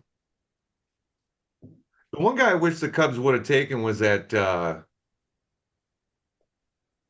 that pitched the no-hitter in for Arkansas in the College Yeah. World Series. You got taken like 26th or something like that. I can't remember. You know what's weird is that guy's not very big. He's only about 6 foot tall. He's about 230, 220, stocky, kind of, Root. strong dude. But like, I mean, His last name's Root. no, Yeah, it was Root. What spelled it? Root. Yeah. I Okay. thought it was Tate. I think it was Root. Hold on a second. I gotta look this up because I Arkansas. think he was taking a couple of picks later. He was like taking the Guess mid who he went 20s to? Who? Rays. No. Phillies. Who? Dodgers. Dodgers. The Dodgers had to forfeit their first round pick because they went over the salary threshold, whatever rules they have. They had back-to-back picks. They took him and some other kid from Arkansas and back-to-back picks. That was just laziness. They were like, well, just take two guys from that team. Yep. We don't want you going all around the country. I think the Mets' first pick was 38, wasn't it? I guess they lost that with the luxury threshold or whatever. Or I guess, I don't know, signing a free agent, what does that do to you? You lose your. Okay, the guy that I was talking about was drafted by the Phillies, 26 overall. Gage Wood. Oh, That's right. Lord. That's the guy. Yeah. Gage Wood's the one that threw the no-hitter in the College World Series. I remember 26, so that's good. Root was the one that beat Tennessee. Right. Oh, he's good too. Yeah, I know. I was confused. I remember watching that SEC tournament, and I hated Tennessee because they're the cockiest team I've ever seen play. And I was happy that Arkansas won, and Root would they got into it. They almost had two brawls. Yeah, I remember that game. And that pitcher was, I mean, someone hit a homer off him. He got pissed, and the guy was hot dogging it, and they jawed back and forth. And it was actually an awesome game to watch. For Gage Woods giveaway data, they could have just like a ruler, so you can gauge your wood. All right. Mm-hmm. Hello. You need a protractor for that. Everybody knows.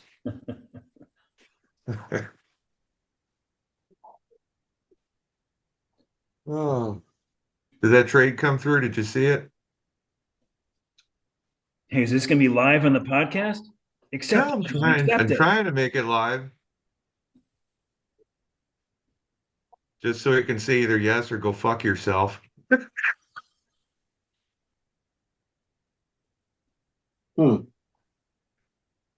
So in that one league, I have Logan Gilbert, and the guy offered me Casas and Richard Fitz for him, and I rejected it.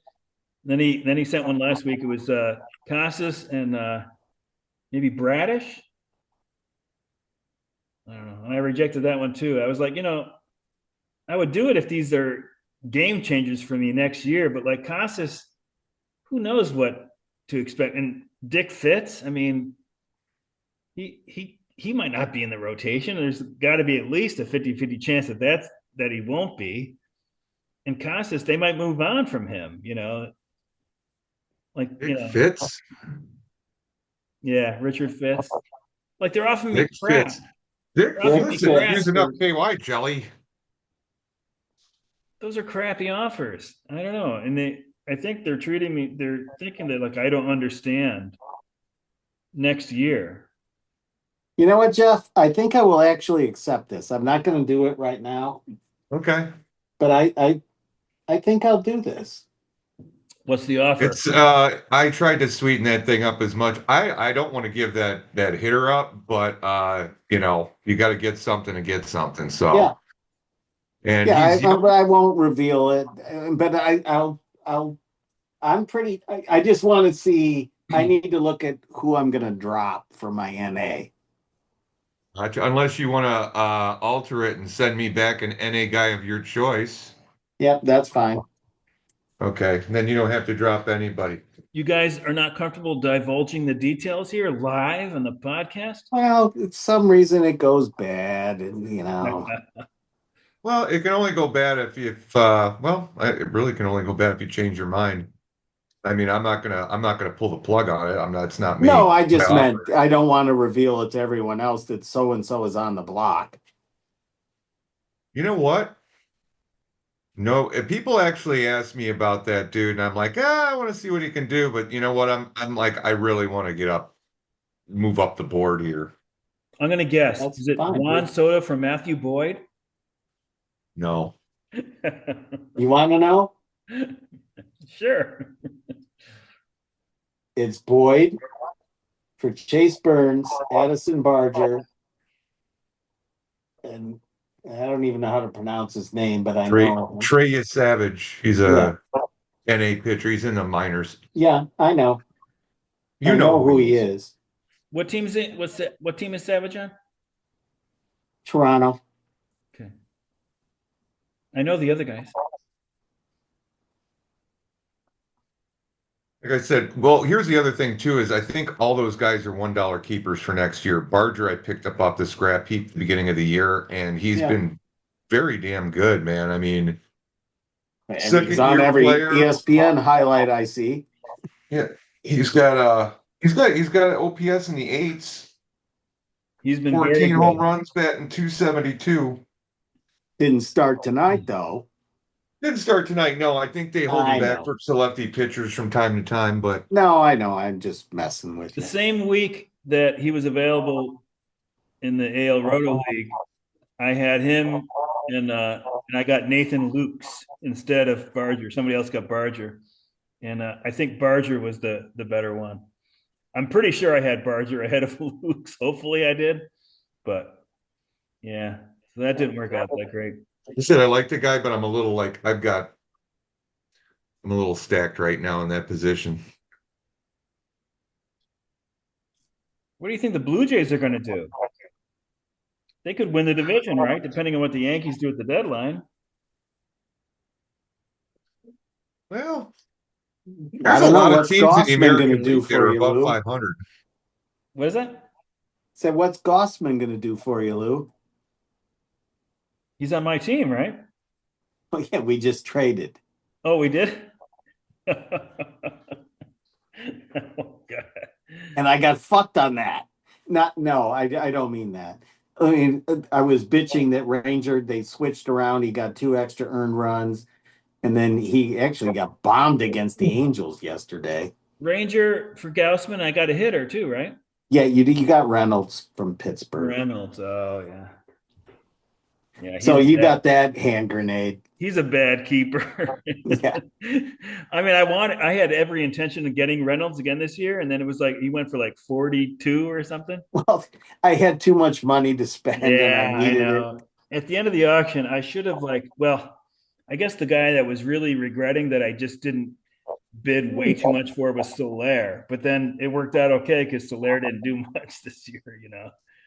But after the auction, I was like, fuck. I mean, I had nearly the most money left over, if not the most. So that's such a shitty position to be in because you're like, screw, you got to like, let it go. I mean, yeah, match Reynolds at 42. I mean, you didn't spend your money anyway. But of course, Reynolds and Soler, the two guys I'm naming, haven't Yeah. made me feel that bad, but it could have been really bad. Well, you had qualified your thing like, look, I just like veteran established players. And I'm like, yeah, well, you know what? I got a couple for you. Reynolds has produced. He should probably be better the rest of this half of the year, and maybe he gets traded. That would be ideal for you. If he's starting. That's what I love about like the Pirates, the Nationals, like if you get a decent player in those teams, like Tommy Pham, Andrew McCutchen, they're getting full-time at bats. There's no other team around basically that would be the case, It's like it's security to have you don't get the RBIs maybe, the points for RBIs, but it's kind of nice. They're going to start. Tommy Pham, last time I looked anyway, is starting. Like he's not platooning. Yeah. There's no other team that would utilize him like that. Come on, he'd be a fourth outfielder on any other team. Maybe not the Sox, but within reason. And he bitch slapped Jock Peterson. Tommy Pham. Did you hear about that? Yeah, I did. Yeah, fantasy football. Yeah, over some fantasy yeah. football shit. The lollygaggers aren't doing very well this year, and I think in real baseball, if I was a GM, I think this year would have been the year I lost my job too, because I really like Jock Peterson. I like Jake Berger. There's a lot of guys that I like that have just turned out to be crap this year. I'm not sold that like Berger's done. Peterson's probably old enough that he's probably done, but close to done. But I thought the Rangers were going to win the West, man. I mean, I guess it could still happen, but not looking good. Well, I mean, DeGrom's been pitching good. Yeah, how about that? If you had told me before the year started that DeGrom is going to pitch, 90 innings or by the All-Star, whatever he's got. I don't know how many innings, but you look at it, here's as long as they've gone through some injuries, but as long as they're like hitting picks up, that's their biggest point. They need their hitting picked up. Yeah, their hitting has sucked. Yeah, it's like Adolis Garcia's not like Evan Carter's not all that. Even was it the guy out there in the fucking Langford's been okay. Semien, Josh Jung had to spend some time in the minors. Seager is having a down year. Yeah, Semien was terrible. I have him on the gaggers. He's definitely done better, since June 1st or whatever. But who's their first baseman? Well, they had Berger.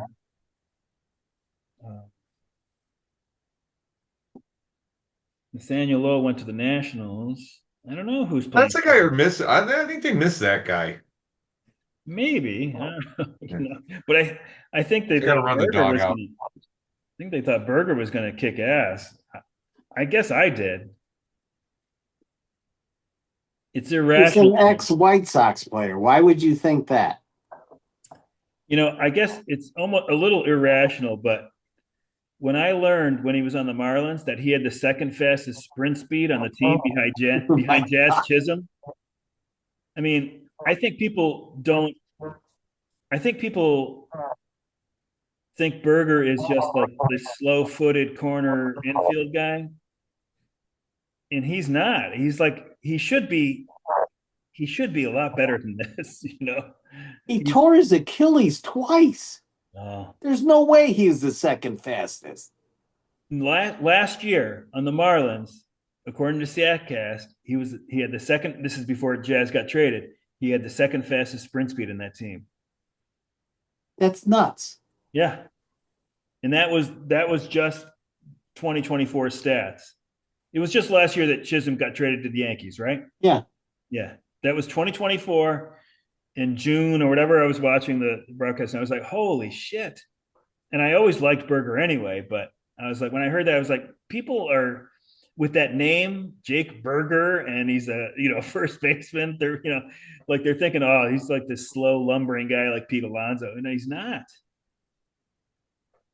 He was with the White Sox. Like when he was in the minors, he played third. And they was like, well, maybe he can maybe not play third. And he ended up tearing his Achilles twice. I can't believe he's that fast. Yeah, and I haven't followed him with Texas. that was just 2024 stats, so it's not like I know, but he tore it twice with the White Sox. Yeah, that's crazy. I I'm wonder. like they thought his career was done. He went and played in some independent league in Missouri during COVID. I wonder with that sprint speed if he shouldn't have been like a corner outfielder. I'm not saying he should have been a center fielder, but I mean, like, Yeah. could he have played left or right? I don't know. His arm must be decent if he played third. Like why waste that kind of sprint speed on a third baseman or a first baseman? I think he went to like Southwest Missouri State.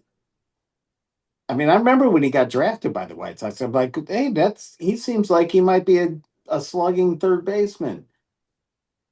And he could never stay healthy. And he ended up tearing his Achilles twice. Jeez. You would think that would affect your speed. Yes. Well, I don't know. I haven't checked his sprint speed this year. No, it's fine. I mean, Hasn't been on the I field believe much, you. But I don't know. So I guess I wouldn't give up on Jake Berger, but I guess I'll never be as high on him as I was going into this year. And I don't mean it even from like a beer league stance. I mean, I had him wherever I had him in the beer league. And just like as a fan, I was like, this guy's good and he's misunderstood.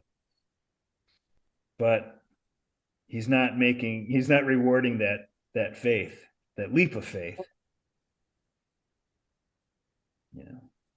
I remember watching this game last night. It was Duran that was playing for the Rangers at first base against Skubal.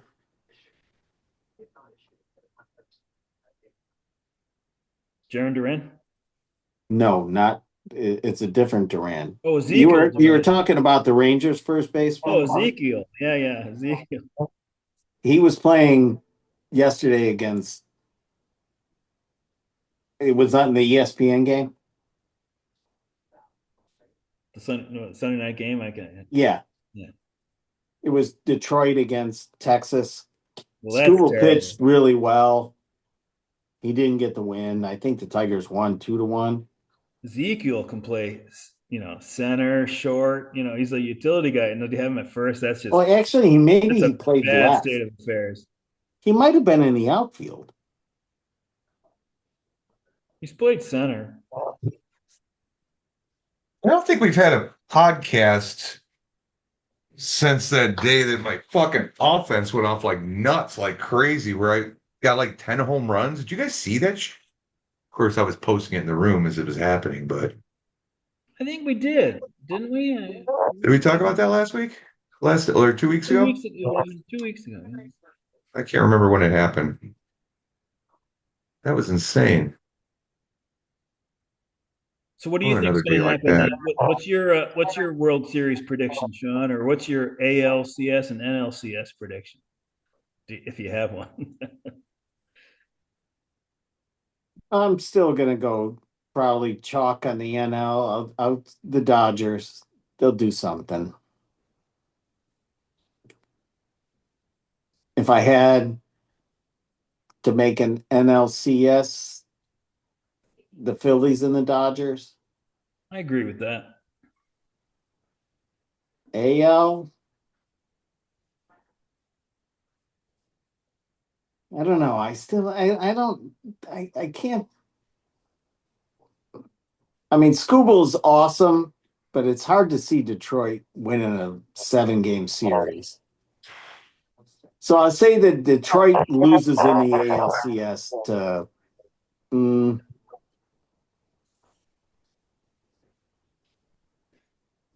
the Yankees.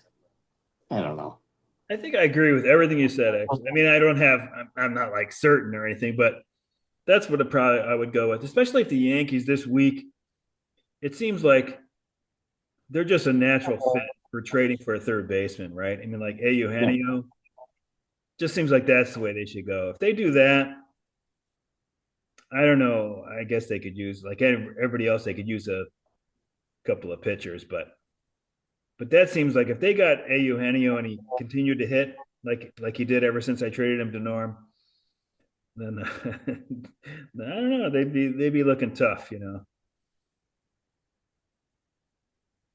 You know what's interesting is if Texas starts to shit the bed before trade deadline, there could be some movement there. I mean, I know they're trying to get rid of Adolis Garcia actively, but what's to say that, the people that lose out on Eugenio Suarez can't get Josh Jung and maybe DeGrom or Eovaldi off of them I for think a fucking package. Jung wouldn't command anything right now. Like it'd He be a wouldn't, he'd bad be a time to trade him. throw-in, but he's a good fielder, number one.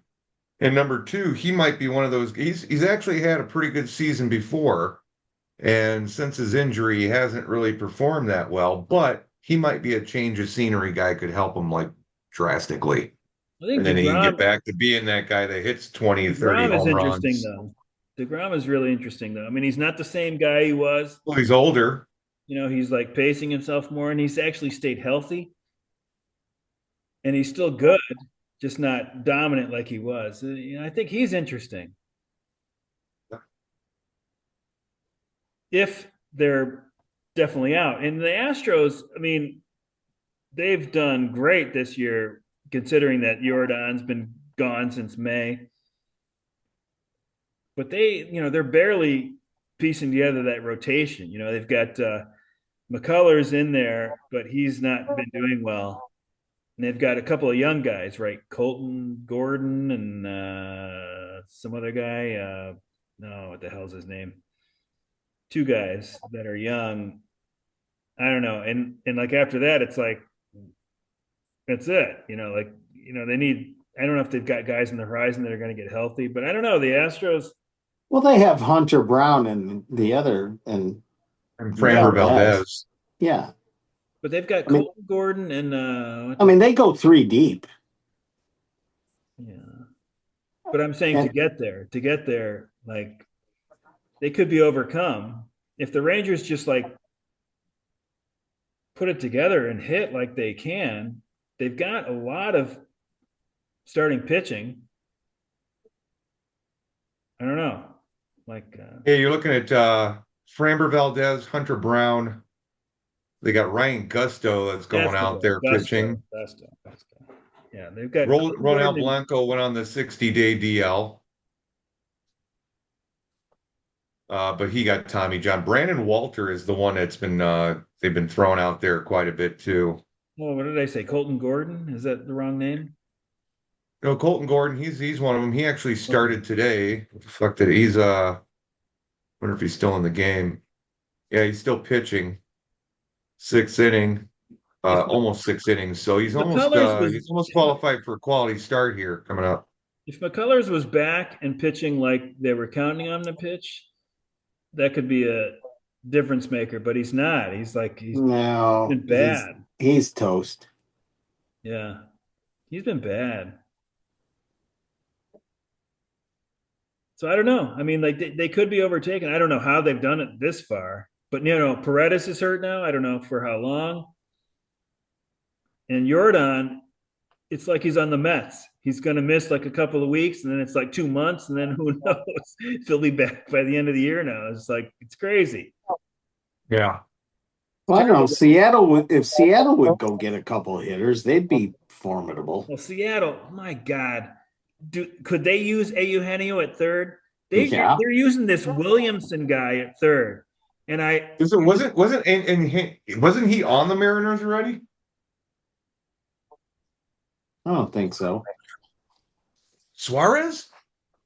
I think he came from the Mariners to the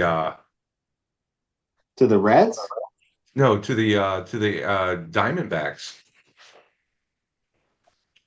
I know he was with the Mariners. Hold on a second. Suarez was on the Reds, with the Mariners and then he went 2022 and 2023, and then he went to Arizona.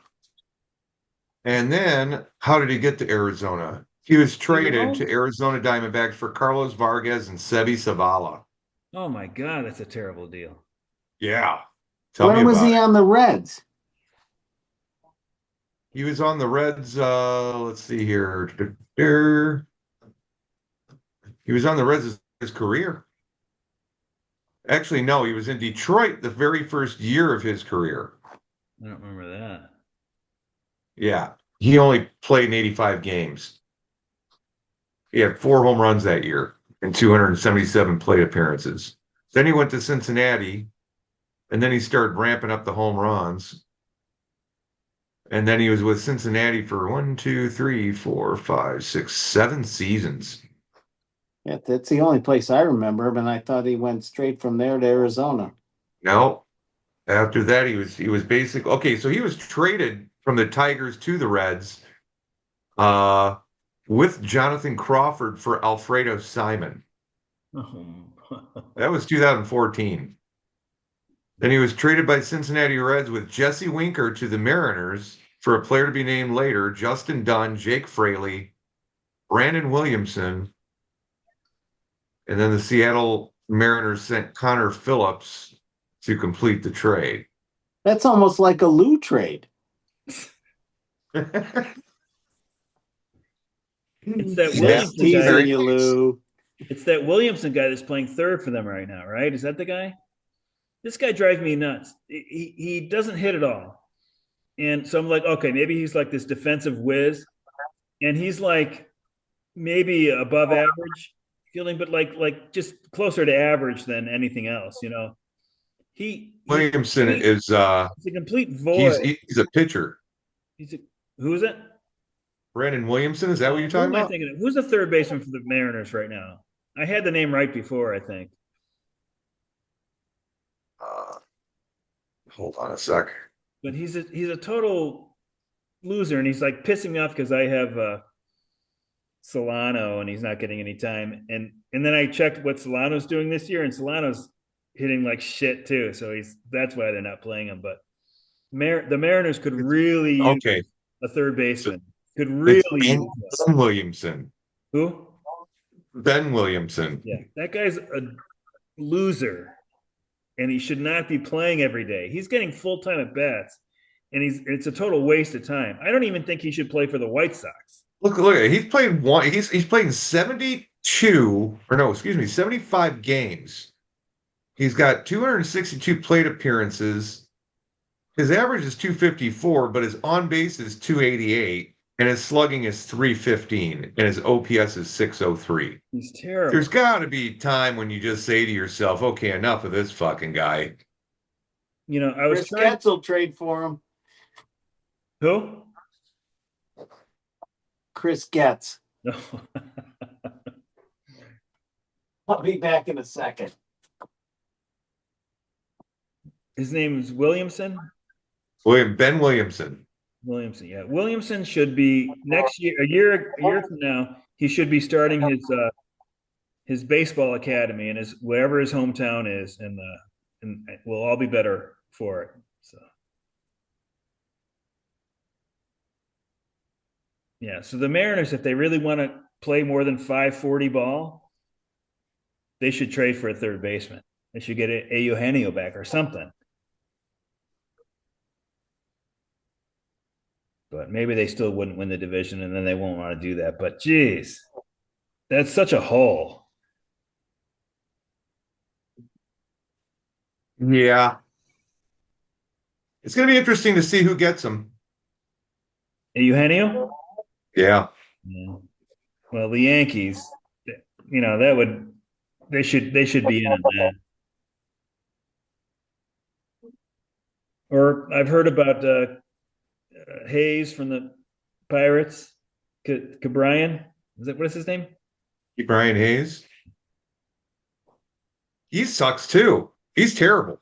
Yeah, but you get the feeling like he's a good fielder, and you get the feeling like if he went to the Yankees, like he figured it out or something. I think he could go to the Cubs. Like their offense is good enough. They just need a third baseman to hold it down. Yeah. What do you do? Matt Shaw actually, since they start talking about getting a third baseman, and the dude's hit 2 home runs in 3 games. He had a 300 home run Well, today. Unfortunately, though, the Cubs didn't do shit after that because they ended up getting beat 12-4 after they were winning 41 when this whole goddamn podcast started. Can Shaw play second? And then I don't know what they do with yeah, him. he's really not a third baseman. He can play second, Well, actually, his fielding has been spot on. He's made some great plays at but third. maybe It was he his can hitting. hold it down for a year or two, but he's not. He's not the. He's not a third baseman long term. But I do like his hitting. Like if some GM is going to see that he eventually should hit. Well, he's laying in wait for when Nico Horner ends up getting traded, maybe next year. I Well, did you think. hear what they did today? They Huh? flip flopped the Cubs. They've dropped Ian Happ out of the leadoff spot.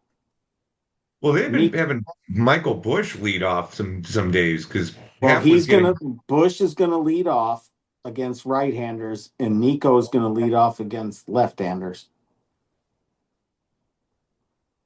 Well, I hope this experiment works.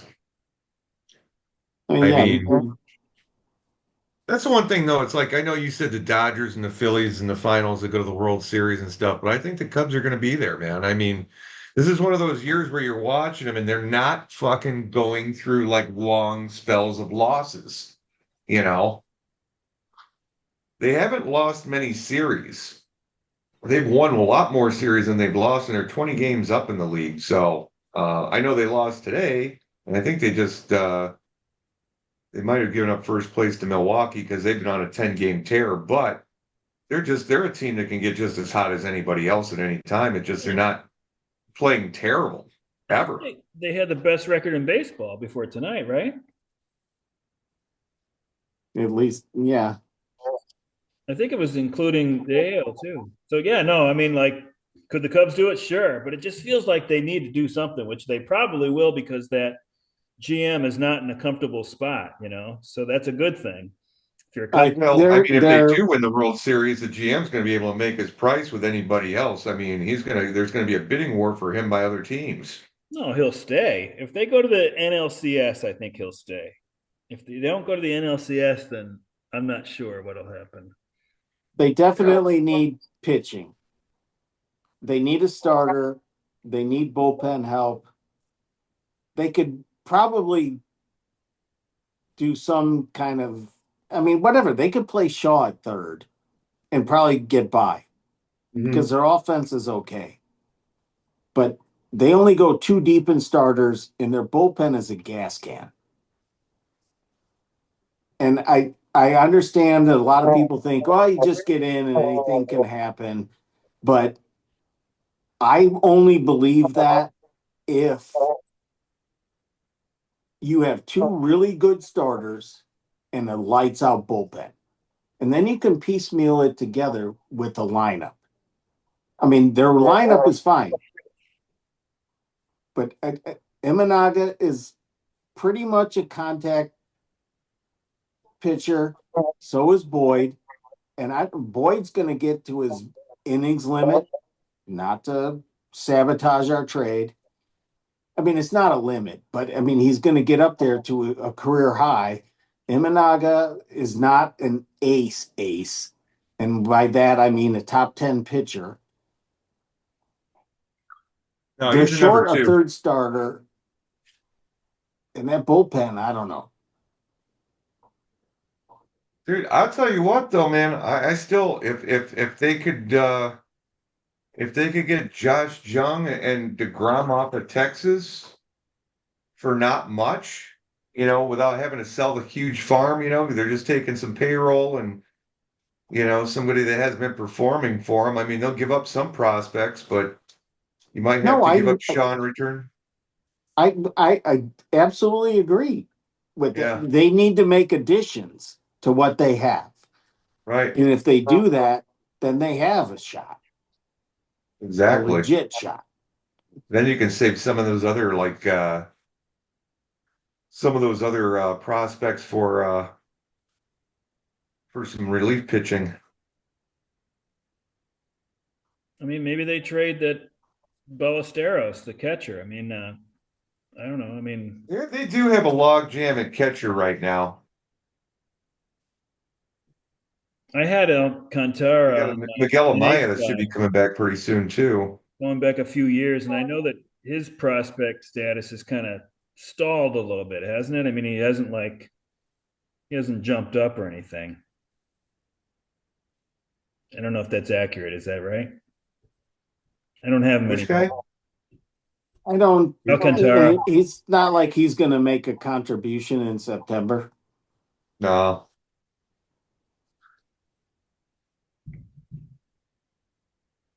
Me, I I mean, don't know. I'm not an Alcantara fan. I don't know. I haven't seen enough of him.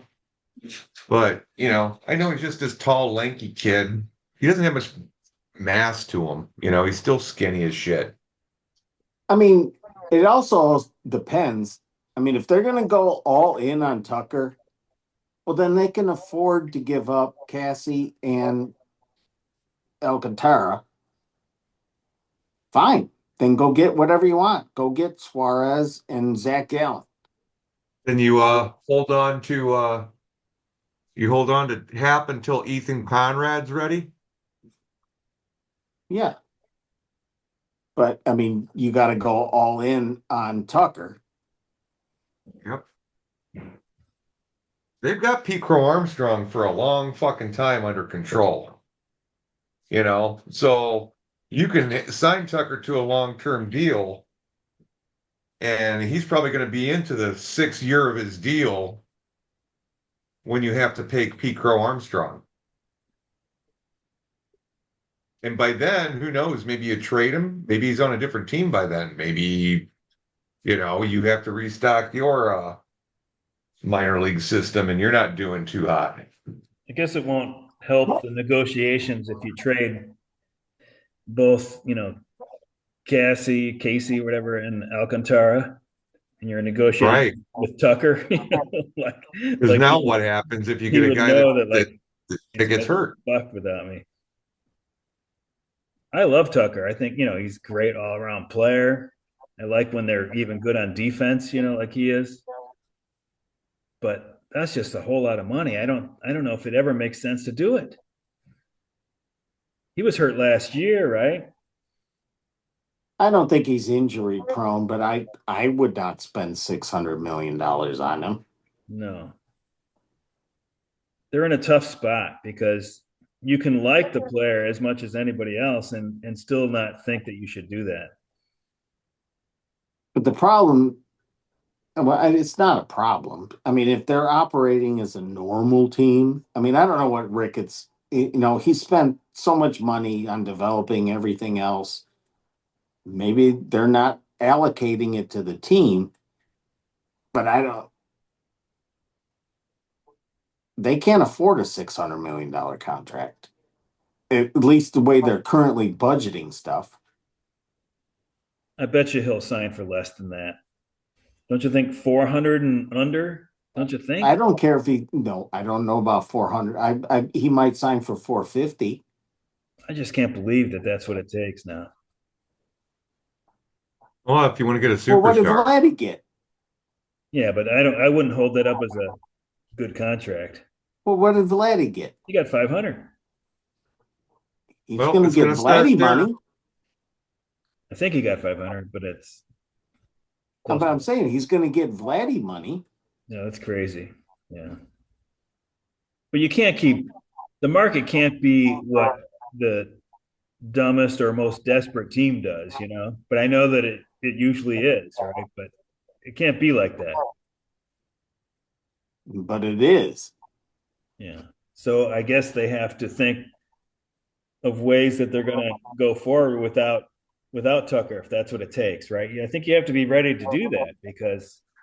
No, I agree. Because that's too much. It's too much. If you're, it's just like you have your set budget. I understand it's real baseball and fake baseball. but you have your limit that's where you're going to go, and that's how you value that player. You're not going to go above it. To get that guy, you need to go above where Yeah. you want to be. Otherwise, you leave the auction with money to spare. Right. Well, I mean, it was the Mets and the Yankees got in a bidding war for Soto, and that's where it ended up. And I personally would have walked away from that. I would have said, fuck that. Sorry, Soto. I'm going to go in a different direction. Mhm. Yeah, I just thought in the Mets case, because the owner is not trying to make his money from the Mets necessarily, Fine. Yeah, that's fine. I get it. like I thought for them it made sense because it's kind of like establishes like a level of quality by having him on the team as opposed to like whatever left fielder you're gonna place in there. Well, he's playing right field, but but yeah, in most cases I don't see that. I But could I could is it barely see. also Go ahead. is it also part of like a Yankee Mets thing and like a White Sox Cubs thing? I mean, not that they're on that I guess so. I mean, not in my mind, but yeah, in his mind, maybe. You know, it's like who's gonna get supremacy over the city, like, oh, we're gonna outbid you for this guy. I mean, that's like, yeah, it wins you. It wins the battle in December, but we see how the off-season battle doesn't translate to Oh yeah. the following October. So I don't know. So the Cubs, God bless them. If they don't sign Tucker, then they were just saying like we can't go beyond this. But I guess it calls into question the trade itself.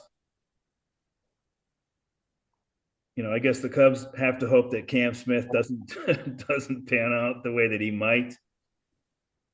And Paredes was perfect for that ballpark, and he didn't belong in Wrigley, so that was okay.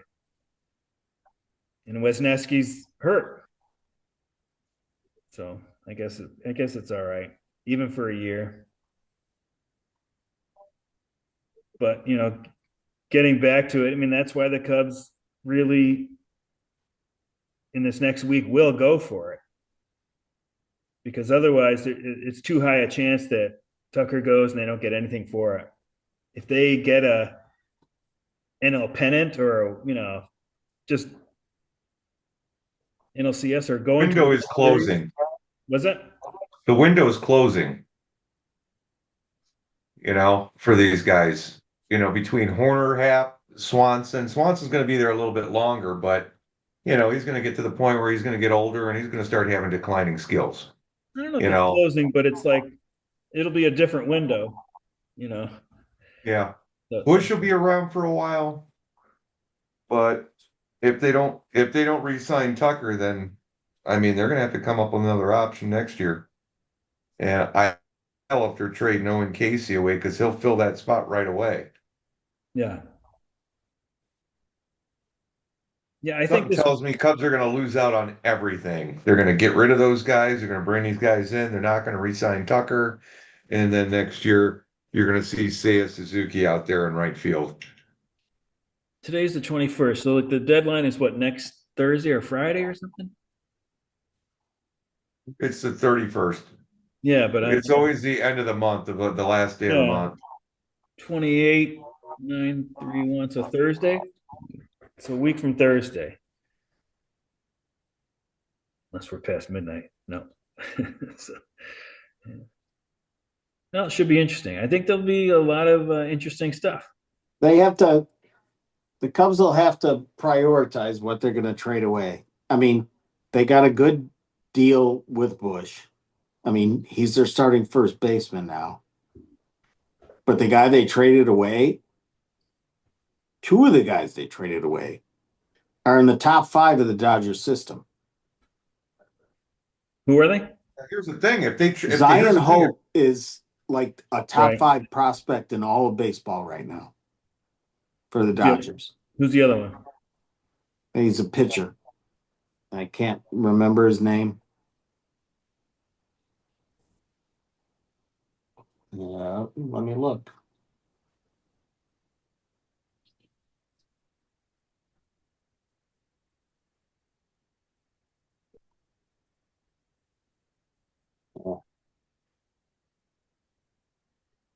Look at Jeff I with can't see it quick, but Hope is a top 5 prospect in all of baseball. So that's fine. They got Bush for that, but they're they traded away the pitcher that is what the fuck is his name? Is he a top 100 prospect? Yes. Okay, hold on. I know Do you Hope's ever go good. to MILB.com? Well, I'm Jackson Ferris. Jackson Ferris was the guy in the deal with he's the number 4 prospect in the Dodgers system. yeah. There you go. I He know was a Hope's good second because I heard round of pick him. in 2022, 47th overall, and he's expected to show up in the bigs next year. 6'4", 195 pound, southpaw. I mean, you can say that it was a win-win for both, but I mean, that's what you're going to have to give up to get something. Right now, he has played for 2 different teams. He played for a single A team and double A. So actually, no, he's been with double A all year. He's 6-5 with a 4.74 ERA. Woohoo! Yeah. Got a 1.39 whoop. But he's also 21. 21. He's got 10 more strikeouts than he has innings pitched. So now Zaire Hope is batting 286, on base percentage 390, slugging 468, OPS at 858. See, his OPS is off the hook even as a Cub. So that was the main reason why they took this fucking deal is because they prolonged the they didn't have room for anybody, so they needed to get rid of Bush and they just restocked. He's in high A right now. He's got 9 home runs and 297 at bats, 56 RBIs. He walks a lot, but he strikes out a fuck ton. He strikes out 33% of the time. Well, we'll see how he Young, transgresses, he's goes up the young ladder for here. the He's he's still young very for young the for me. level though. That's the key, Yeah, he's in 20. my opinion. But I was reading about how for every year the guy is above or below the league average, whatever level he's at, it's like worth 20 points of WRC plus. So if he's a year younger and he's at 100, it's really 120, or vice versa, right? If he's like too old. I thought that was interesting. It's obviously a real that general. seems high, Yeah, it but does seem, doesn't it? But I think then at that level, age is, in the majors, it's not a big deal. The difference between no. 29 and 27, but when you're 21 or you're 19, it's like a big effing difference. Well, I do. I remember at 15 and 16. The kids I played against that were year like the first time I played up, I don't know, when I was 12 and I played up with the 13-year, I'm like, what the these guys are throwing gas. I remember there was this pitcher when I was in Little League. His name was Jimmy Mitchell. He never did anything, after, but he was really tall. He must have been 6 foot taller, right? And I was a tiny guy. And me and my best friend batted first and second. And there was no way that I still don't have, even then, I didn't have good reaction time. So there's no way I could really hit against this guy because he was throwing from 46 feet away, whatever it was. It's still like the not 60 feet mound. So we both decided that we were just going to both swing. It was like, fuck yeah, because he had decent control. So my friend grounded out and I like popped up, to like the infield. And we were both like overjoyed, it was great, because everybody else would strike out or, you know, how did I get on that? I'm sorry. Oh, it's okay. No, we were talking Dude, I about think when you play a level lower or whatever. So I mean, and I think I steered it that way, when I played against people that were older than me. So I mean, if you're 2 years under the average age in a league and you're holding weight or treading water, you're doing fine. Yeah. That's why you can't get so excited about the 27-year-old or 29-year-old No, rookie, right? Because it's like, congratulations, it's a yeah, great perseverance, but you're probably not going to be able to do much. yeah. What was the movie? The Rookie? that's the one Was with it Kevin Kevin Costner, isn't it? Costner? Yeah. 40-year-old rookie. Yeah. Costner? Is it? No, I don't think I ever saw that one. Or no, maybe it wasn't. Maybe it was. No, it was. Oh, Peggy Hira's old husband. Oh, Dennis Quaid. That's right. I think I did see the beginning of that. I've never seen the whole thing. Yeah, yeah, yeah, yeah. He's like in the Oh, oil is that what fields. Yeah. he was a Detroit Tigers pitcher or something? Wasn't it right? Detroit Tigers? Now he was. Well, in that movie, he was for the Rangers. Rangers. Tigers, that's probably But wasn't he like a former Magnum like PI back. he was a Dennis coach Quaid or a was teacher? the.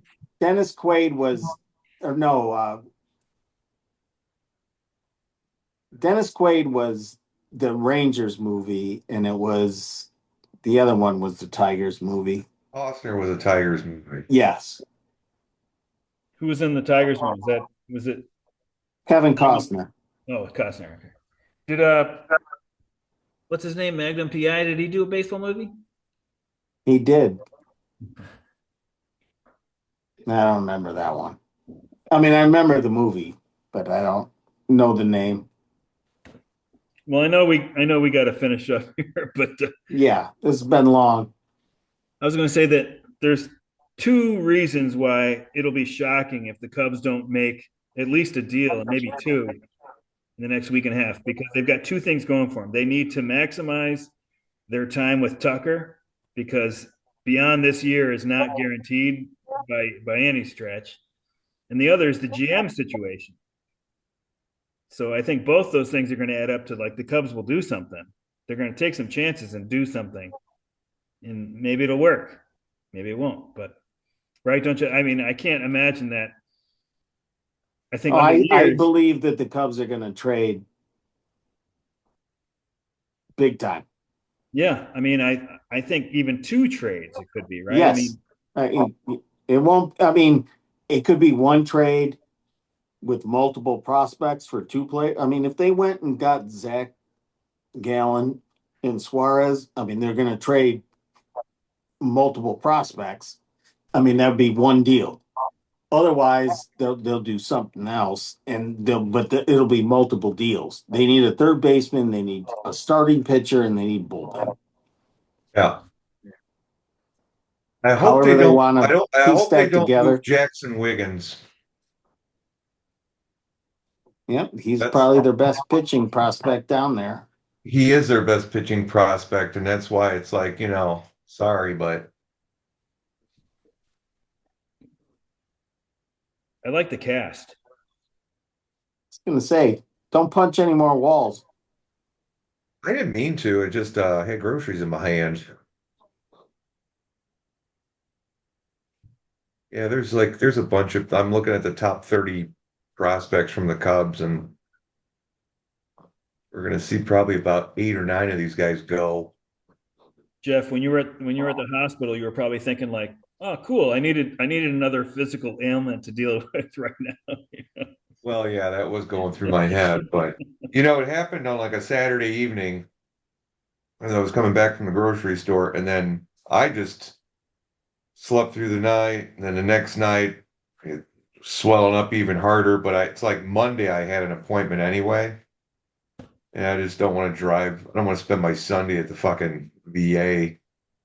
It's like block out 3 hours of my time just to sit there and fucking wait for them to come back in the room. So I just went on my normal thing and just said, "Hey, I think I broke my hand." So, Did you tell them you were doing it masturbating? well, they were immediately sent me over to radiology within 30 minutes. They're like, yep, it's broke. And then they got somebody to come over and splint it. So I did it the right way. I just had to deal with some pain on Sunday, which I didn't get very good sleep. So I just took Monday off. Yep. Hey, what was that text that you sent about Win and Mile High? Was that for us or was it for work? Oh, shit. I wonder why none of my fucking guys replied. That was supposed to be for work. Mile High That's what I Spirits. figured, but then I figured you would notice it, so I No, didn't say let's anything. not get into this whole mess because it's still on Dude, multiple these goddamn strings, text fucking strings are all over the fucking place, man. and we're not going to try to fix it now. No, No, what we I'm need to done do, what we trying to got to fix do it. is tell everybody to delete everything. And once it's all deleted, then, you know, then you can create a new string or But I something. don't know. I don't know how it keeps coming back. Because people aren't figuring out which string's the right string. They don't pin it. Well, yeah. I mean, I reply to one, but then it comes back on a different. It's because Chad, I keep getting it from Chad and Norm. They're the ones that come over separately for me. But Yeah, I I think it don't has a know. lot to do with just fucking, I don't know. Well, we had it down to one for like a week, and then all of a sudden it went back to six. I'm like, Yeah. what the fuck? It's the weirdest goddamn thing. It's never happened before. Not in, I Yeah. mean, it has every once in a while. It's just adding Bob to the league this year. I mean, I don't think that has anything to do with it either, to be honest with No, you. I don't. Except that some people were replying to the fucking one that Bob wasn't on. Right, but I caught that Still, usually. Usually I caught that. And Well, I usually reply to the all to one, and I don't know if it's Dave has Steiger has the extra thing, and someone told me to delete. I go, fuck that. I just deleting that email, that number. And I thought that might fix it. I'm like, all right, maybe I missed Dave's text. Any offense to Dave, but like maybe that'll fix it. No, it didn't fix it. So I don't I know. had 6 different versions of Dave's number. I had it without the 011. I had it with the 011. I had the plus 011. I had the plus one. It's like it was ridiculous. Maybe Dave is a CIA. I don't He's think over Dave in has a very good Germany phone plan. spying. I think Dave gets charged for every text he sends overseas or something. I don't, He doesn't talk anymore in the league. He's never brought anything up I for a guess I long don't time. know. I don't know if he's getting these or not. he's responded to me because I actually made a trade with him.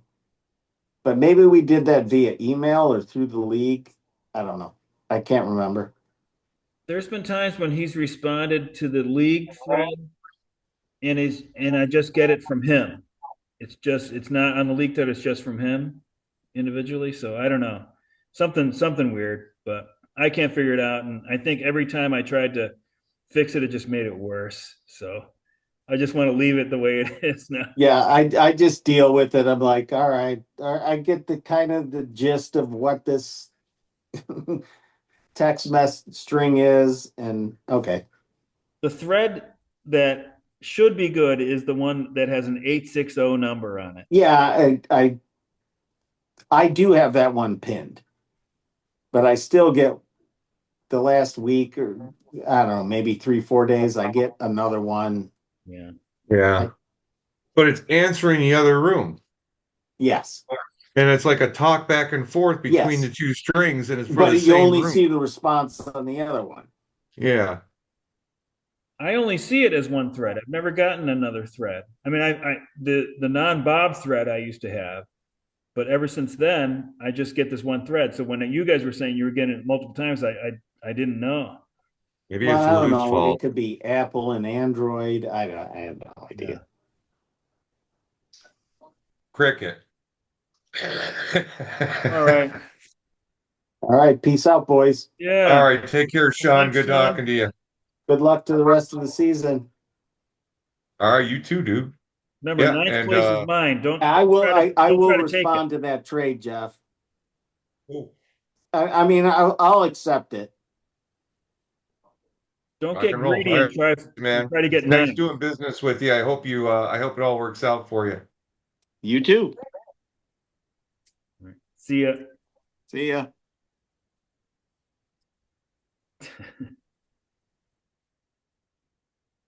I just removed him.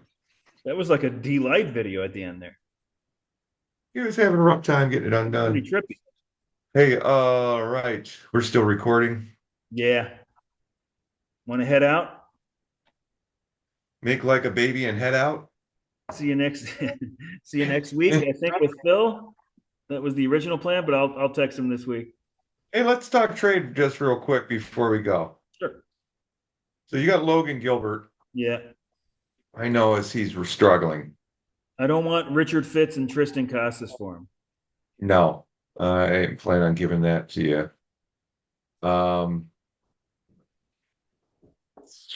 If you give me a really good hitter, it could be done. Or if you give me a good hitter and a lesser pitcher, it could be done. That to me, that's probably what it's going to take. Well, shit, Gilbert hasn't put up shit this year, so I can't give you a really good hitter for what he's done so far this year. I'd be I'm taking probably a gonna end chance up on with trading him. for him, to be honest with you. Yeah, I'm probably gonna end up keeping him because he's not really a bad keeper too. So, but I just thought I'd throw it out there. Why not? I mean, I got Zach McKinstry who's having a pretty damn good year. I'm always a little leery of the Tigers because of the playing time. There's so many guys like vying for those spots. McKinstry actually is playing pretty much every day. He plays Yeah, in every position. He's always in the lineup. it's like third base. Yeah. He does play. He does play a lot of different positions. But I bet you that won't get it done for me. So Well, what about Josh Jung and he Zach won't Gallen? he won't get it done. I don't know. Gallon maybe, but I don't know. I'll look at both. I'll look at all three of those tomorrow. Yeah.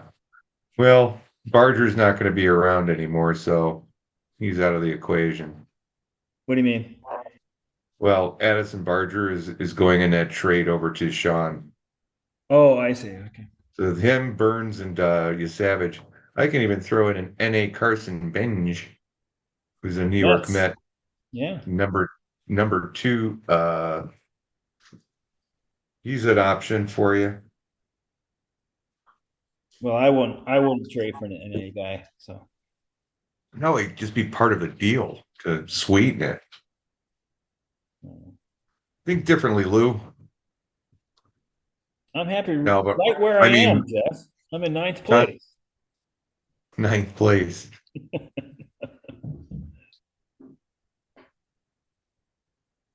Um, All winter, I was so excited to get my team together and come in ninth. It's like, you know what? This is a ninth place team. I think so. You can't tell me any different. some things just don't work out the way you thought they were going to work out in your head. I'm noticing that the basement has been unlocked since whoever was down here last. Did you notice the basement and then the beer league has been changing quite hands quite often? What'd you say? I said there's probably been 5 or 6 teams that have been last in this league somewhat throughout the year. You think so? Oh I'll look yeah, at it. I was in last for a little bit in the beginning, Oh, I'll look at that. and then you've had Hack Wilson was there, Rudy Canfield was there, Platinum Sombreros was there, Bake McBride's was there. Were you ever all the way in last? I don't think so. No, I think there might have been 5 of us. I finished last in 2006. That was the year that we moved to Connecticut. I think that it has nothing to do with that, but that was the year that I finished in last. There's just Yeah, some see, years. Logan Gilbert's pitched. He started 7 games this year. He's gone 9, 9, 9, 4, 11, 4, 16. Yeah, Yeah. he sucks. Don't trade for him. Yeah, I'm not going to. Never mind. What else you got? And before this year started, I thought that he was like as safe premier starting pitcher as you could get. And Yeah. he got hurt. So there's no, if you win the league and your guys stay healthy, just remember to be thankful. Thank your God or whoever you worship, because it takes a lot of that to do it. Even just with 13 of us, just to be the best out of 13 people, it takes a lot of that. It takes a lot of Logan Gilbert and Jordan Alvarez didn't get hurt. And this guy came through out of nowhere. Like you need a lot of that stuff. Right.